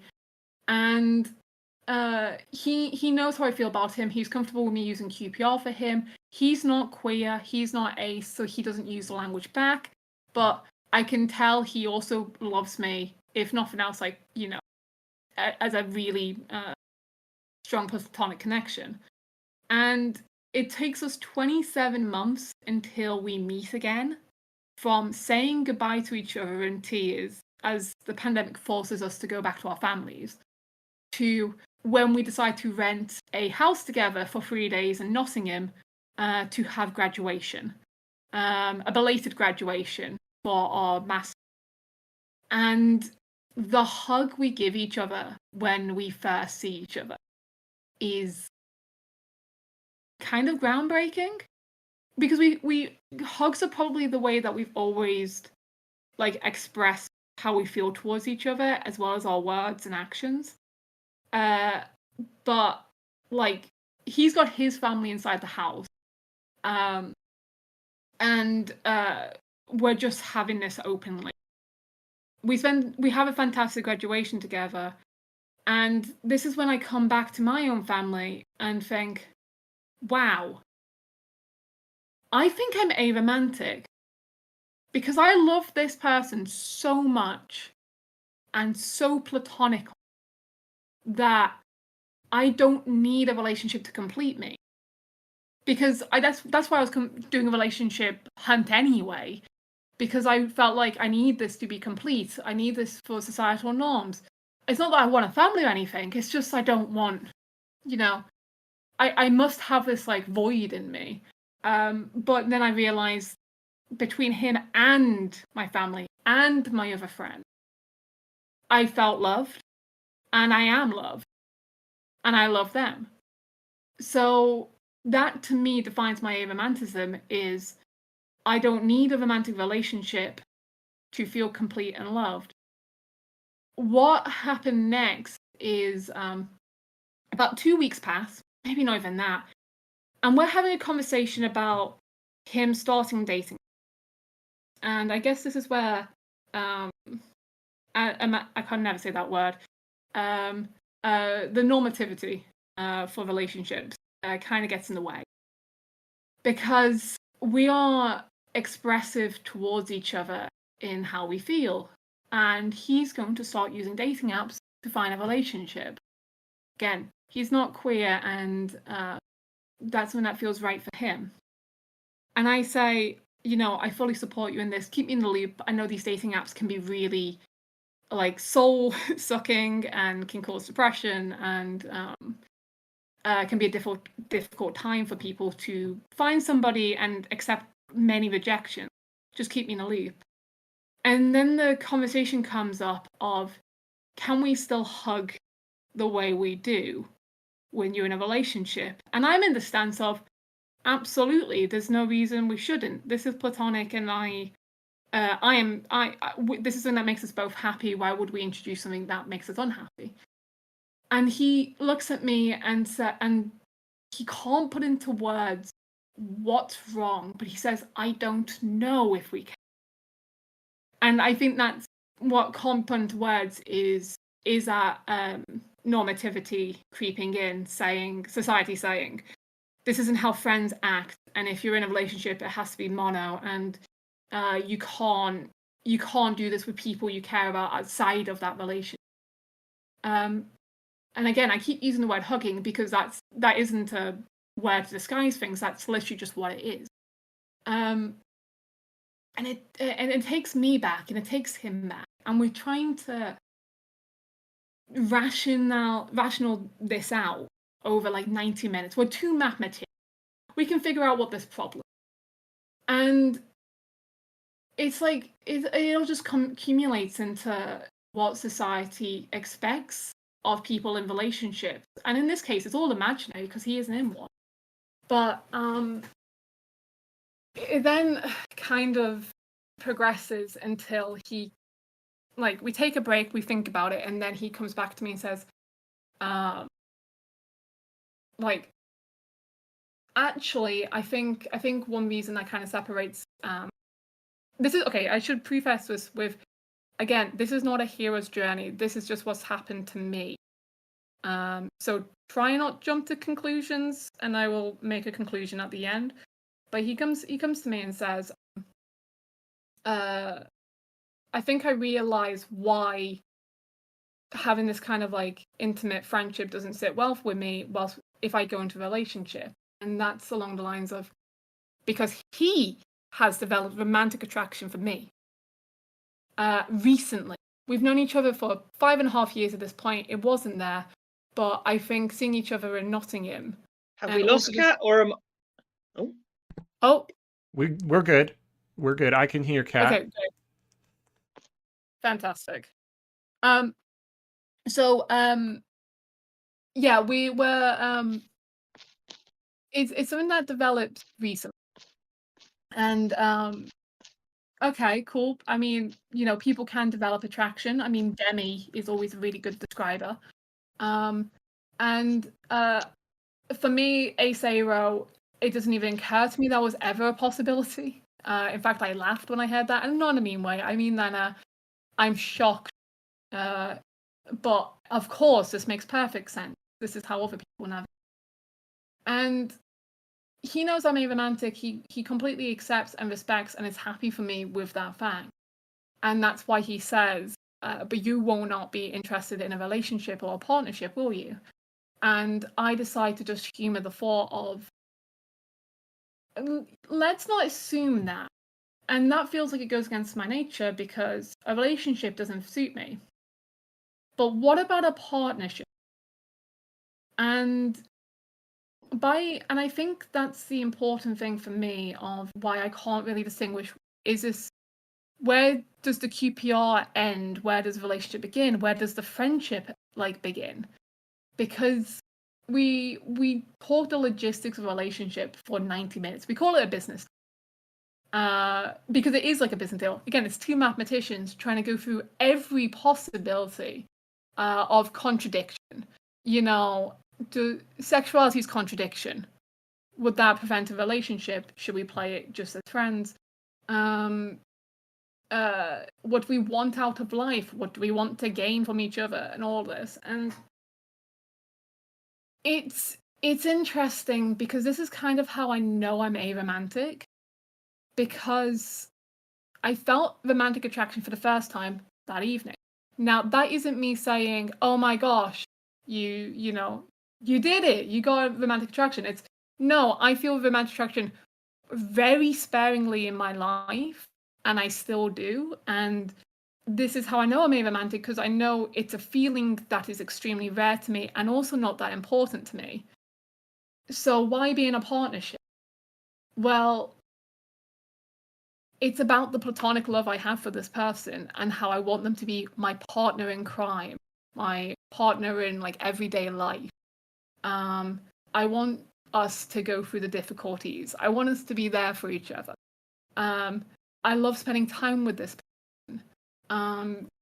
It's all of this. And I think that's true to so many friendships and so many QPRs. And what I would hope would be the default in many people's relationships, which I don't think are always true, because, so much about relationships is about sex and attraction and how well, that gels with each person. And if it wasn't for, I think, both of us being brave in defining what a relationship and a partnership looks for us in an unconventional, unconforming way, we wouldn't have what we have today. And we're 2.5 years in, and we've learned a lot. And there's a lot I do actually want to share on this as well, of how do you navigate a relationship, especially with someone who is not ace. And if my boundaries are so high, you can bet that there's certain things that we do not do. So we have some toolboxes to help. It's incredibly sincere. And one thing he said to me, I asked before we even entertained the thought of this, was, I'm ace, I'm sex repulsed, you are not. Would this even work? And he said, yes, because you're worth it. If anybody else said that to me, I would not believe them. But I know this person inside and out more than some of my family members. So yeah, they're sincere. Because it's like going for dinner and at a fantastic Italian restaurant, and there's so much on offer and you have an entire meal and it's delicious. I mean, just because you're not having I don't know, dessert does not mean you're not getting a lot from just the starter, main, and drinks. It's sex as an add-on that isn't necessary for us. It will be for others, but it's not for us. And that's why we get this partnership to match up. So yeah, if I was being accurate, I'm closer to demi-aro than I am aro or romance repulse. But I also know I'm aro because I never had crushes growing up. I engaged with romantic dating and all this because I felt like I had to, and there was a rule set to go by. And it's romantic attraction, for anyone who doesn't feel it, it's like feeling excited and relaxed at the same time. It's really pleasant. It's really weird. And honestly, at sometimes, especially as an autistic person who feels senses and feelings a little bit too intensely, sometimes it's almost a bit uncomfortable. I think the emotion that I link this with is just that sense of comfort and love for this person that I do with many other people in my life. It just so happens we chose to move across country together in order to be together. And we cook meals for each other to show each other our appreciation. And also because it makes us happy individually. And how our philosophy is to be happy individually and happy together. Mm-hmm. And I think that to me is how I would hope a lot of relationships, partnerships, QPRs, and friendships would be. And it has to be built on communication. And that's kind of where the toolbox I mentioned comes into it all. Totally. Communication is so important. Yep. So I'm going to take a sip of tea and absolutely. My story time is concluded. It was really interesting. I'm sorry I missed a bit of it, Kate. I had to step out and take a call with my brother. I won't go into too much depth for pod, but there's various family emergency stuff going on at the moment, and my brother has to come over from the States. So, he wants to, and I think that's valid. So I just need to step out and take that call. You're doing great, Gabby, and I'm glad you're hearable. I know Gabby's been dealing with a bunch this morning, so I'm really, really honored that you're still here, able to make it through the podcast with us. And I know you may have to leave early, and that's perfectly okay. Just let us know if that's, you know, when you need to step out, and we can take it Yeah. from here.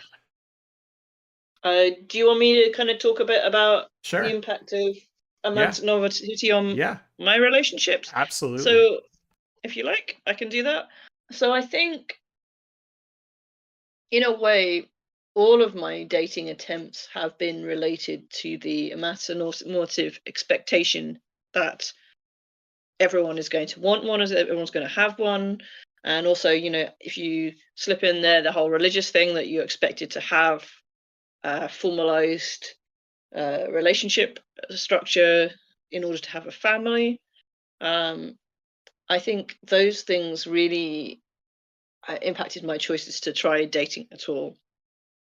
But at the same time, I think, you know, I often repeat this thing that Ace Dad Advice, who I think he's very interesting about asexuality, that our orientations, whichever they are a pattern of experience over time, right?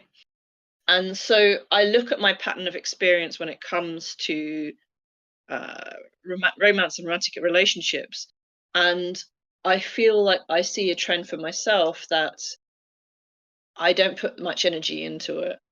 Like, I abstractly want it, or I did, but I'm not putting any energy in. It's a bit like, you know, someone gives you a piece of homework at uni or wherever. You do it because you have to do it, not because you're particularly thrilled about it, or that you do it because you need to do it for some other purpose. And I think for me, over time, the side effect of that has been is that everyone's friendships are important to them, but for me, friendship is vitally important because they're the glue that keeps me moving, keeps me feeling positive about the world at large. And I think uh, when I was younger, I dealt with what I see a lot of younger aces deal with when you are a single ace, which is the way in which you have friends who become part of a romantic relationship and then ghost you, disappear, are not available to you. And as an older ace now, where my friends' relationships are more settled, or I tend to encounter my new friends already in relationships, the balance becomes different, where people or just accept you as you are. They're not so hyper focused on their romantic relationships. Not that those aren't important to them, but they can have a balance whereby a random single friend is not something that they are just ignoring. And you know, thinking about what I want long term is very impacted actually in some ways by what I'm watching at the moment with my parents. You know, I won't give you guys the full gen because we'll be here for hours, but you know, both my parents are elderly and they need significant care. In some respects, both of them have issues relating to memory, although that's not the reason my dad's in hospital right now. And although I would just like to live with someone because I like the idea, it feels warm and positive to me to be living in a space with people I care about. There's still a level of practicality for me that is, I think, not related to, in a way, to amatonormativity, which is practical, which is there is a practicality to living with people if you are not well. So either through chronic illness in general, or in old age, due to old age, obviously. And I think for me, those are considerations that I'm having as an older ace, is like, what happens to me, what do I want to happen to me as an older person as I get older and less able to look after myself? What situation do I want to be in? Who do I want to be making those decisions for me? And I want people who I trust and who are available to make those decisions, who know a lot about me, to be making those decisions with me and after I'm unable to, for me.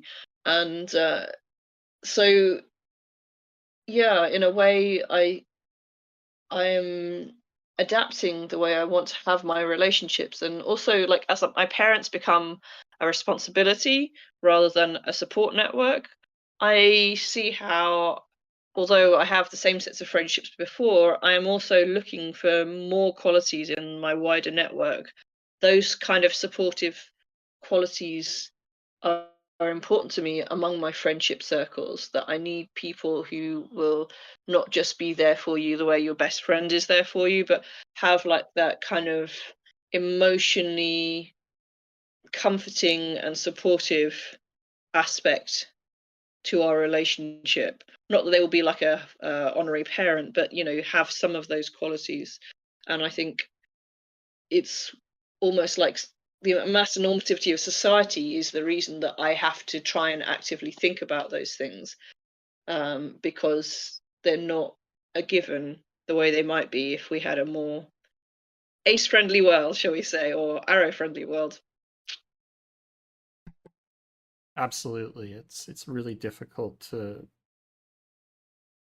navigate, amatonormativity, and I can very much, relate to your statement about, my relationships I attempted to get into were purely because I thought that's what I was supposed to do. And, I tried the dating apps because I thought that's what I was supposed to do. Very quickly realized, no, that's not what I'm looking for. And the relationships that I have found to be the most important and the most meaningful for me are the relationships I found within the ace and arrow spaces. It's difficult, absolutely, but I would say I'm the happiest I've ever been once I came to find these spaces. I would say that's so true. I wasn't expecting that I had space or need for more in my connections, and then started stepping into the ace space, and there was something about, like, it's like a level of, I don't know quite how to explain it, like you fit in the puzzle. Like, that's not even the right phrase. It's like someone's turned off the difficulty mode, right? Yeah. Absolutely. We're going to play on easy. Definitely. It's like you I feel this way, not ace, but in improv, where you step into a room and everyone has agreed on the same rule set, or at least in this case been educated or empathetic or understanding on the same, this is what reality means to us. So you don't have to keep explaining it. It's why I think, to go even broader as well, the ace and aro community, but also the education that goes to ALOs and who are educated and empathetic and understand. They don't necessarily relate, but they are actually excellent at being allies. Makes it easy. Like I go back to Ben, I would describe him as an excellent ally, and if he wasn't, then we wouldn't be able to, we would be on hard mode and nothing would really progress. Absolutely. Absolutely. How are folks doing, by the way? Do you want to take a break here? It's, we've been chatting for another hour. Probably be the last opportunity we would be able to do before, I have to raid out. Do you want to take a break here? I could do a 5 minutes. I'm trying to decide if I have enough energy Yeah, to finish absolutely. this out with you guys. Do you want to maybe call it here and we can I think take I over? might call it here if that's quite all right, Absolutely. guys, because That- I'm definitely flagging. I can feel Yeah. myself like keeling over. Absolutely. Please go take care of yourself. Kate and I will finish this off. Absolutely. Yep. No worries, guys. It was so cool to talk to you both. I Absolutely. look Thank you forward so to seeing much. the end video. It's been really cool to be part of it, and good luck to your future podcast episodes, Ty. I'll definitely be looking out for them. Thank you so much again for joining us today, and it was lovely chatting. See ya. Love you, Gabby. Love you too. All right, let's Yeah. take like a 5-minute break. So we'll take a 5-minute break here. I'll run a 1-minute ad break while we go on break. And Nice. we'll be back in 5 minutes. Thanks, folks. See you in a moment. Lovely stuff. Okay, be back soon.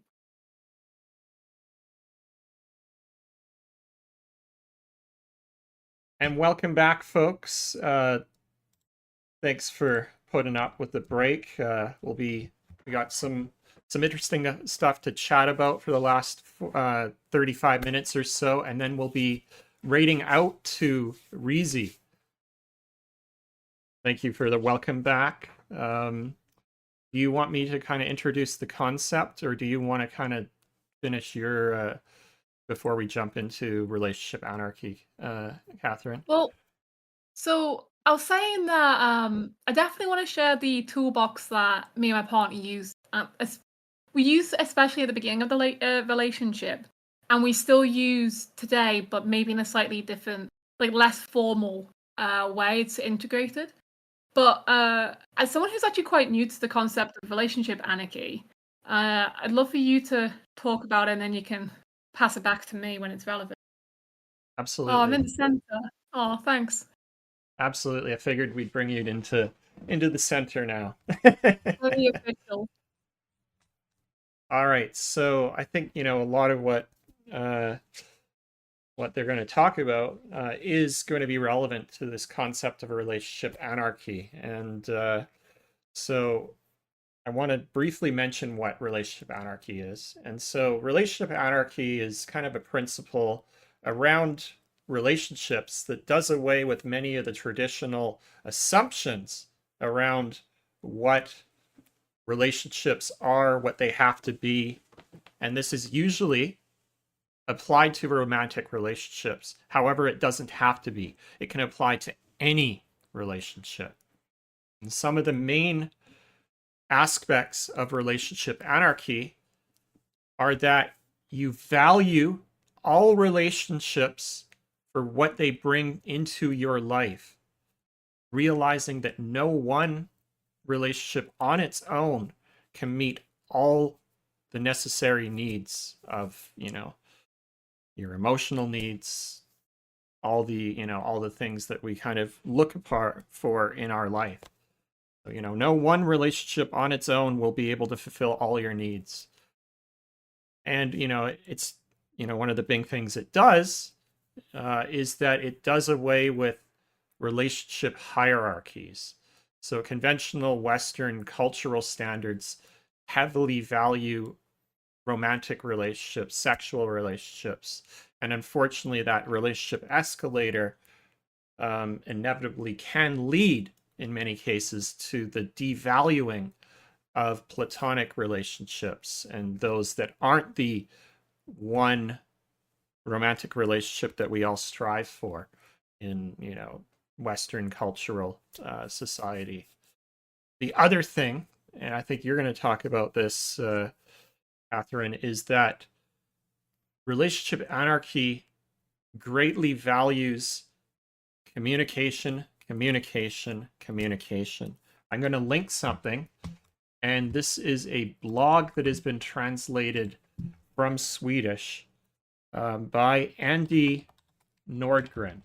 And you can tell I look it up too much because when I type in Andy Nordgren into Google, the first thing that comes up in my search is the Short Instructional Manifesto for Relationship Anarchy, which I'm kind of, referring to here. So let me pull that up and drop it into the chat. So if you want to take a look at that, this is what we're talking about here. The other thing that I know you're going to talk about, Catherine, is that relationship anarchy really, really likes to customize. One of the big things in relationship anarchy is that you're customizing your commitments. You don't necessarily follow what the traditional assumptions of a, because this is usually applied to romantic relationships. You don't just follow what society assumes to be a romantic relationship. You really think about each relationship in your life and ask, okay, what is a part of this relationship, what isn't a part of this relationship. And so, you want to be explicit with others about what you want from a relationship. And this kind of delves into this idea of a relationship anarchy smorgasbord, where you come out with a list of things you want, a list of things you don't. And I think this really ties into what you're going to speak about, Kate. Yeah. Well described, because again, this is a new concept to me, and I didn't realize how much it applies to me personally. Like the array of people that I have strong relations with, and also in my partnership with Ben, because so I guess like starting an unorthodox relationship or partnership, or like queer relation QPR, like you end up not really having a manual. I mean, I guess you have a manifesto that you've just shared, but I didn't read that, so I didn't have a manifesto or manual. So it really is a case of you have conversations where you figure out what do you want, what are your needs, how do we go about getting those, and how do we leave out the things that conventionally might be in these relations that do not benefit. So this is why I say mine and Ben's relationship started with a 90-minute business agreement where we really did run through everything we could think of that relates to relationships, like traditional relationships, that we have to ask each other, do you want this? Is this a goal? Does this contradict what I want? Is there anything else we want that isn't traditional? Nice thing is, I think our goals matched, which is probably one of the reasons that Ben brought this up to me in the first place.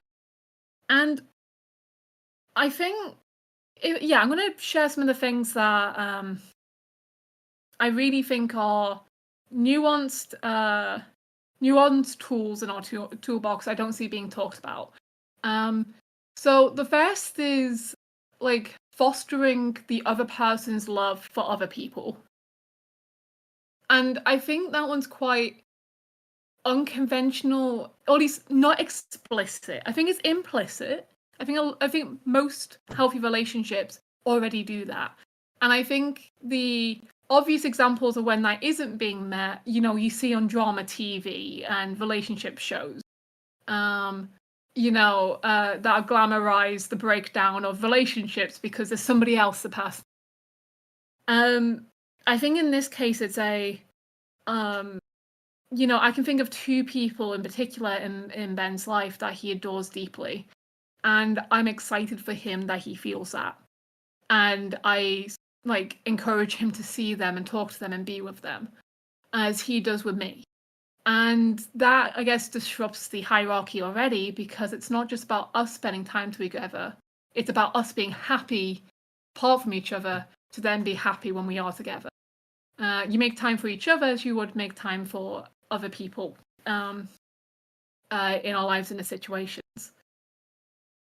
So I think that's quite a big one, because it takes away a lot of the suspicion and the drama that comes from, does this person love somebody else more than me? Which is kind of a redundant question when you think of, it's a binary answer of, does this person love me? Full stop. It's not comparative. Yeah, so I think that one's quite an important distinction. One thing we didn't actually. I've got some other things that aren't quite related to others. Shall I go into them, or do you have any thoughts? Absolutely, go ahead. You can go ahead. Excellent.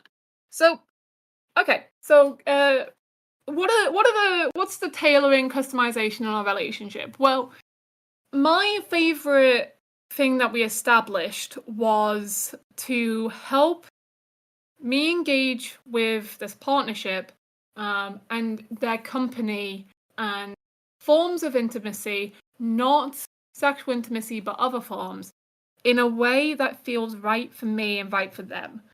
And I guess my partner is not diagnosed. They are, they don't identify as queer. So this is more so for my sake, who do tick both of those boxes in them. And I want to be intimate in my own way with this person. But intimacy comes in several different forms. It can be validation. It can be affirmation. So it can be a lot of verbal actions. It can be physical actions. Maybe they're helping you with a task, or they're catching that spider because they know you're scared of spiders. Oh boy. It could be cooking for each other. We do that often. And then it can be physical, holding hands, being on the same couch, having a hug. And what does that look like? And the latter is quite complex for us because I have to deal with sensory overload. And, there's a lot of times where I'm adverse to touch. There's some times where I'm super pro it. But it's, you get a lot of funny moments where, for one reason or another, or for no reason at all, I'll say like, I'm low contact. He respects that he doesn't make contact, and then we're in a situation where at the end it was like, oh, give me a high five, and he puts up his hand to a high five, and then I get halfway there, I get 1 centimeter from high five, and it's like, oh wait, no, this is a bad idea, and I take it back. And then we just start breaking out laughing because it's like doing a comedy sketch.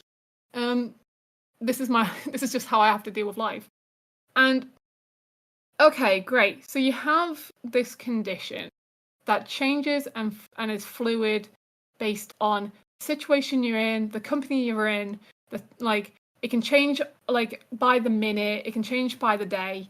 How do you tell the person who wants you to be happy and maybe wants to be intimate with you where you are at? So this is how we devised something called the bubble tea menu, which I've not seen online before, but I deeply love. I love that name.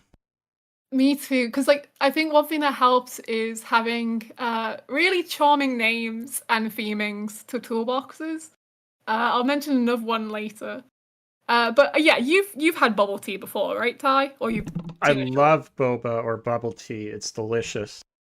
Amazing. Okay, so you know how if you go into the shop, you look at the menu and there's maybe a dozen different teas, and then underneath it'll say, step 2, choose your ice, 0 to 100% or hot.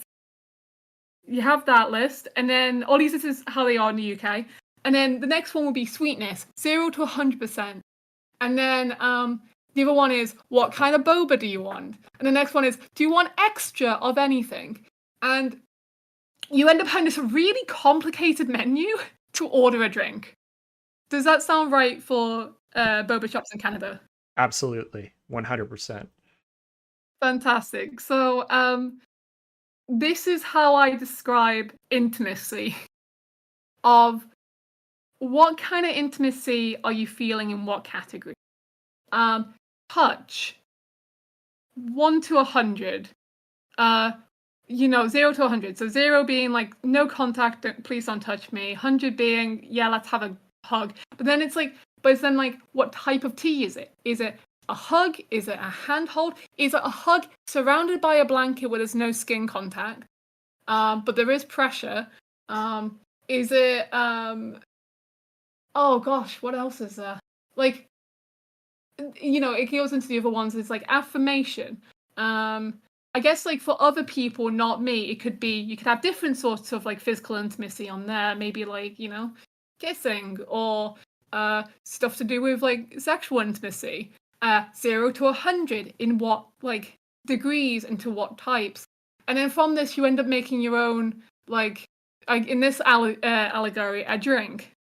And this is something that really helped us at the beginning to gauge what is my baseline, how does it change, and what is it now.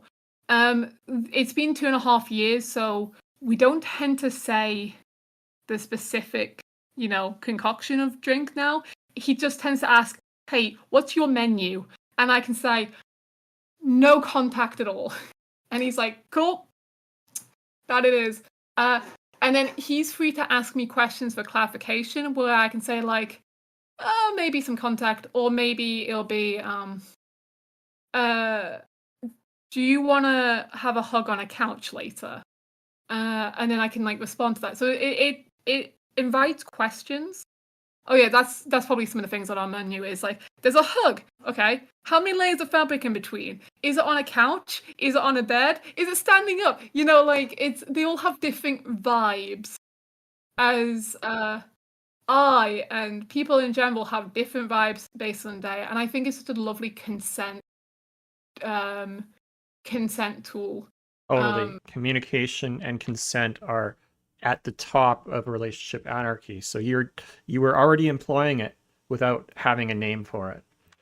Thank you. It's like it's exactly, yeah. And like it's quite an easy thing to I would say implement if you're entering a partnership or this kind of relation with somebody. And I think you could easily do it with friends and well, I guess I'm not poly, but I could see in a poly setting this also being very relevant and person dependent.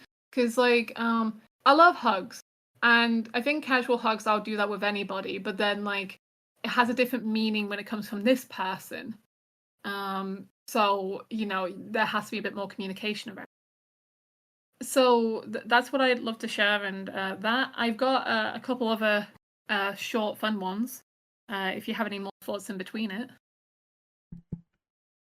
I just want to kind of come back and really kind of talk about the fact that the relationship anarchy, while it's not directly, it's not a poly tool book, a lot of what it talks about and a lot of the theories that it brings do lend itself well, and therefore it is heavily related to a polyamorous framework. However, Mhm. as we've already been talking about, it doesn't have to be applied to polyamory at all. It can be applied to any relationship, be it platonic, be it queer platonic, monogamous. The key is just customize your commitments, communicate, communicate, communicate, ask for consent. That's really what it's about.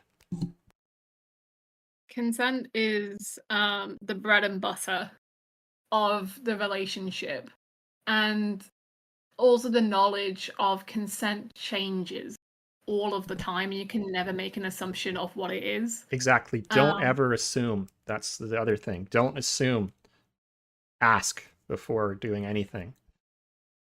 Yeah, and like it's also quite nice. My Ben does vocalize to me a fair bit that me saying no to like, if you ask me, do I want a hug, and the answer is no, just because of where my bubble tea menu's at.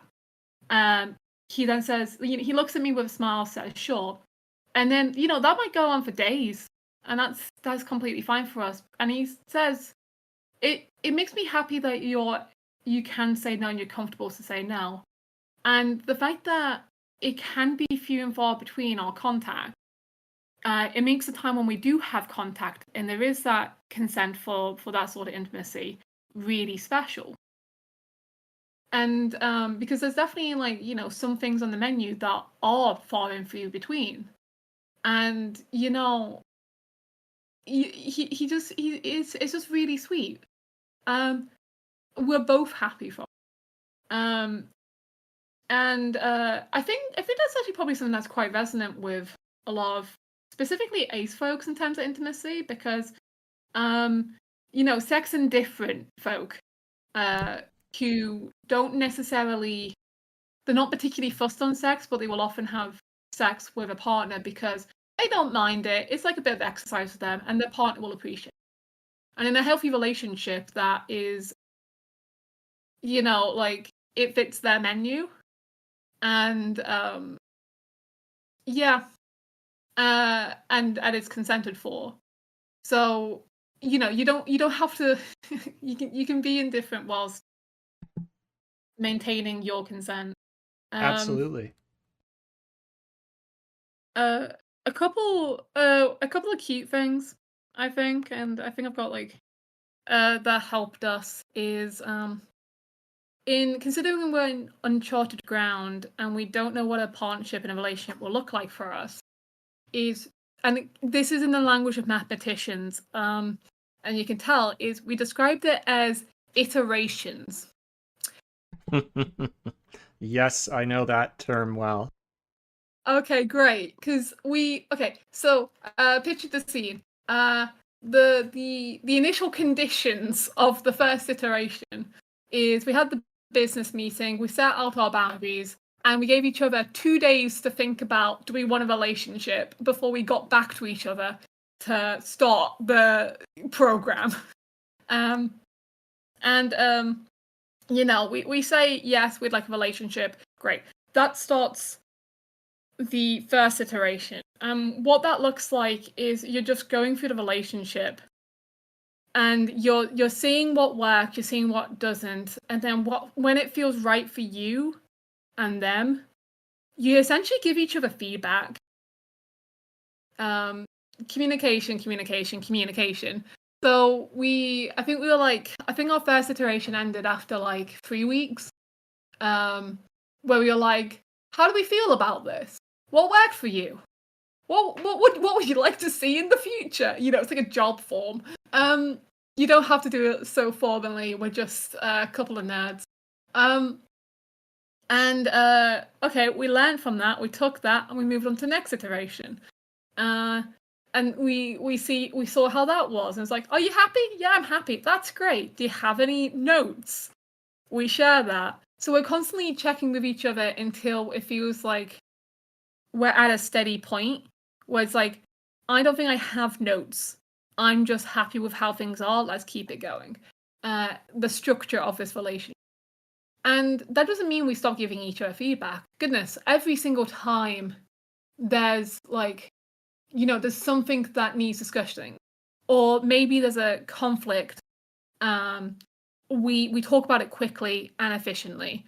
We say, this is how we feel. This is how I see myself in this situation. This is how I see you in this situation. What happened? What could be done better? And then by the end of it, we end up just showing appreciation, like, thank you for talking about this. Even if the conversations are a bit difficult, it's, I thank you for talking about this. And it often ends with, I love you, because it's true. That's why we're doing this. And I think that model is quite nice. And also one way we capped it off, and I think this will be the last thing I mention on my toolbox, is we did anniversaries in a very mathematical way. Ty, could you take any guess to what I mean by that? I will tell you what this is.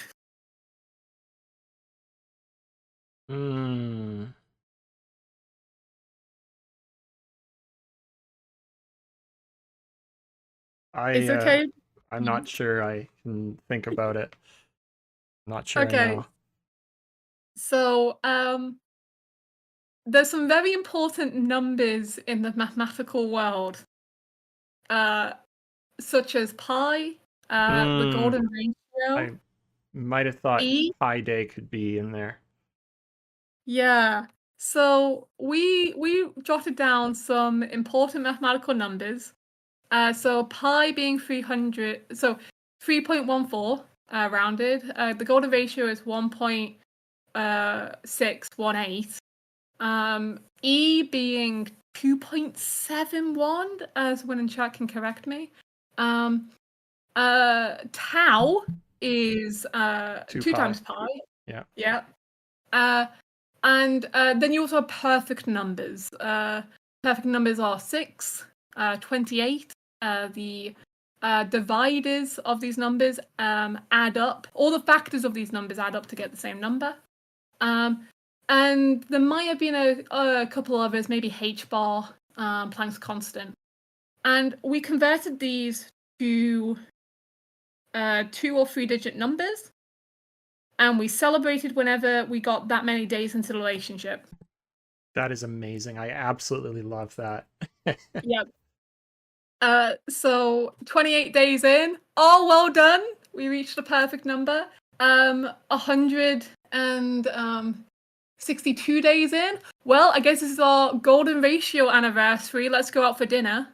Our anniversary was actually kind of funny and tragic because I got food poisoning. But we got some very funny photos out of it, of me just like giving a peace sign, being like, yo. Pi was good, because Pi is also quite close to a 1-year anniversary. I mean, we had some normal ones in there. We had the year anniversary, we had the half year, we had the 1 month. They weren't something we really need to do anything for. It was more like a pat on the back, like, well done. Powers of 2. Which become more and more unfrequent, which is why the next one's going to be particularly special, because we've waited twice as long since the last one. For us, we use these as a guideline for our feedback and reflection on the relationship. And they're just, I think for the early days, it's really important to enjoy yourself, check in with each other so regularly just to figure out, is this working? Are you having a good time? And make decisions accordingly based on that.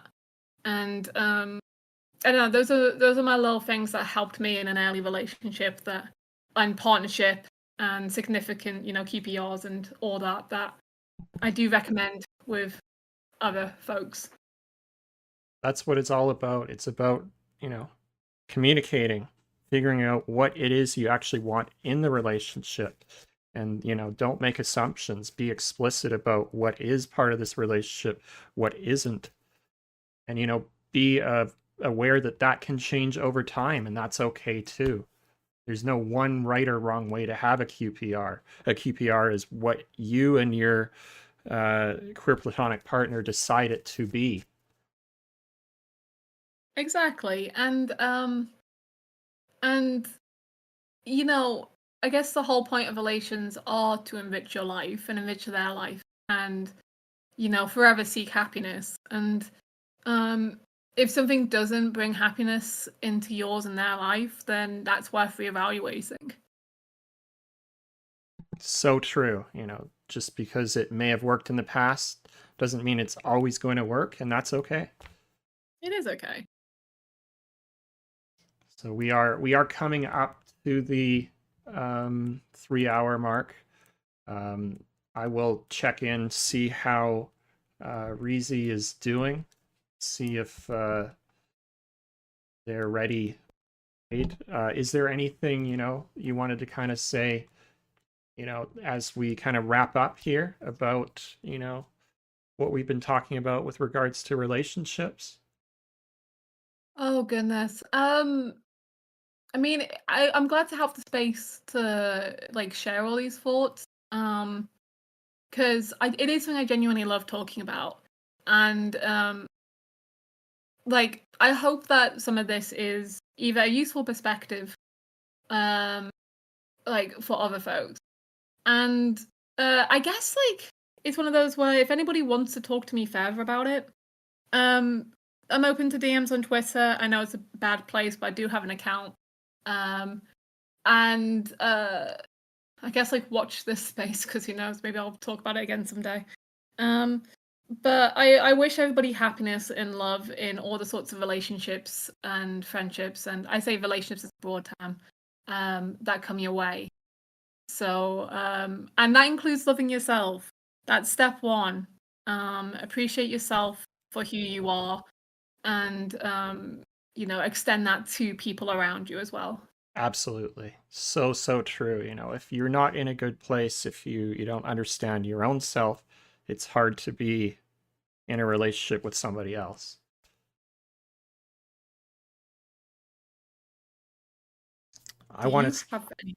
I think I've kind of run out of things to talk about. It's been a really fantastic discussion. And I want to thank you so much for chatting today with me and with Gabby. Thanks again for arranging that. We will be back again. Catherine will be back in a future episode in a not too distant future, where we'll be chatting about, asexuality and aromaticism in the STEM, science, technology, engineering, and management. Mathematics. Why did I mix that up? I guess there's some management in it. Yeah. Also, just to answer the question in the chat, if that's okay. I missed that. Yeah, absolutely. At quantum, the quantum ace. Yeah, underscore between the words. Yeah. I would type it, but I'm not currently logged in. But yeah, I look forward to coming back and talking about science. Typo. My bad. Quantum. Conga, no, see, this is what I mean. AAA battery. More A's in the word quantum. Yeah. There we go. It's not the first one, it's the second one. My apologies. Thanks again. This has been a wonderful discussion about, we chatted about, what it means to,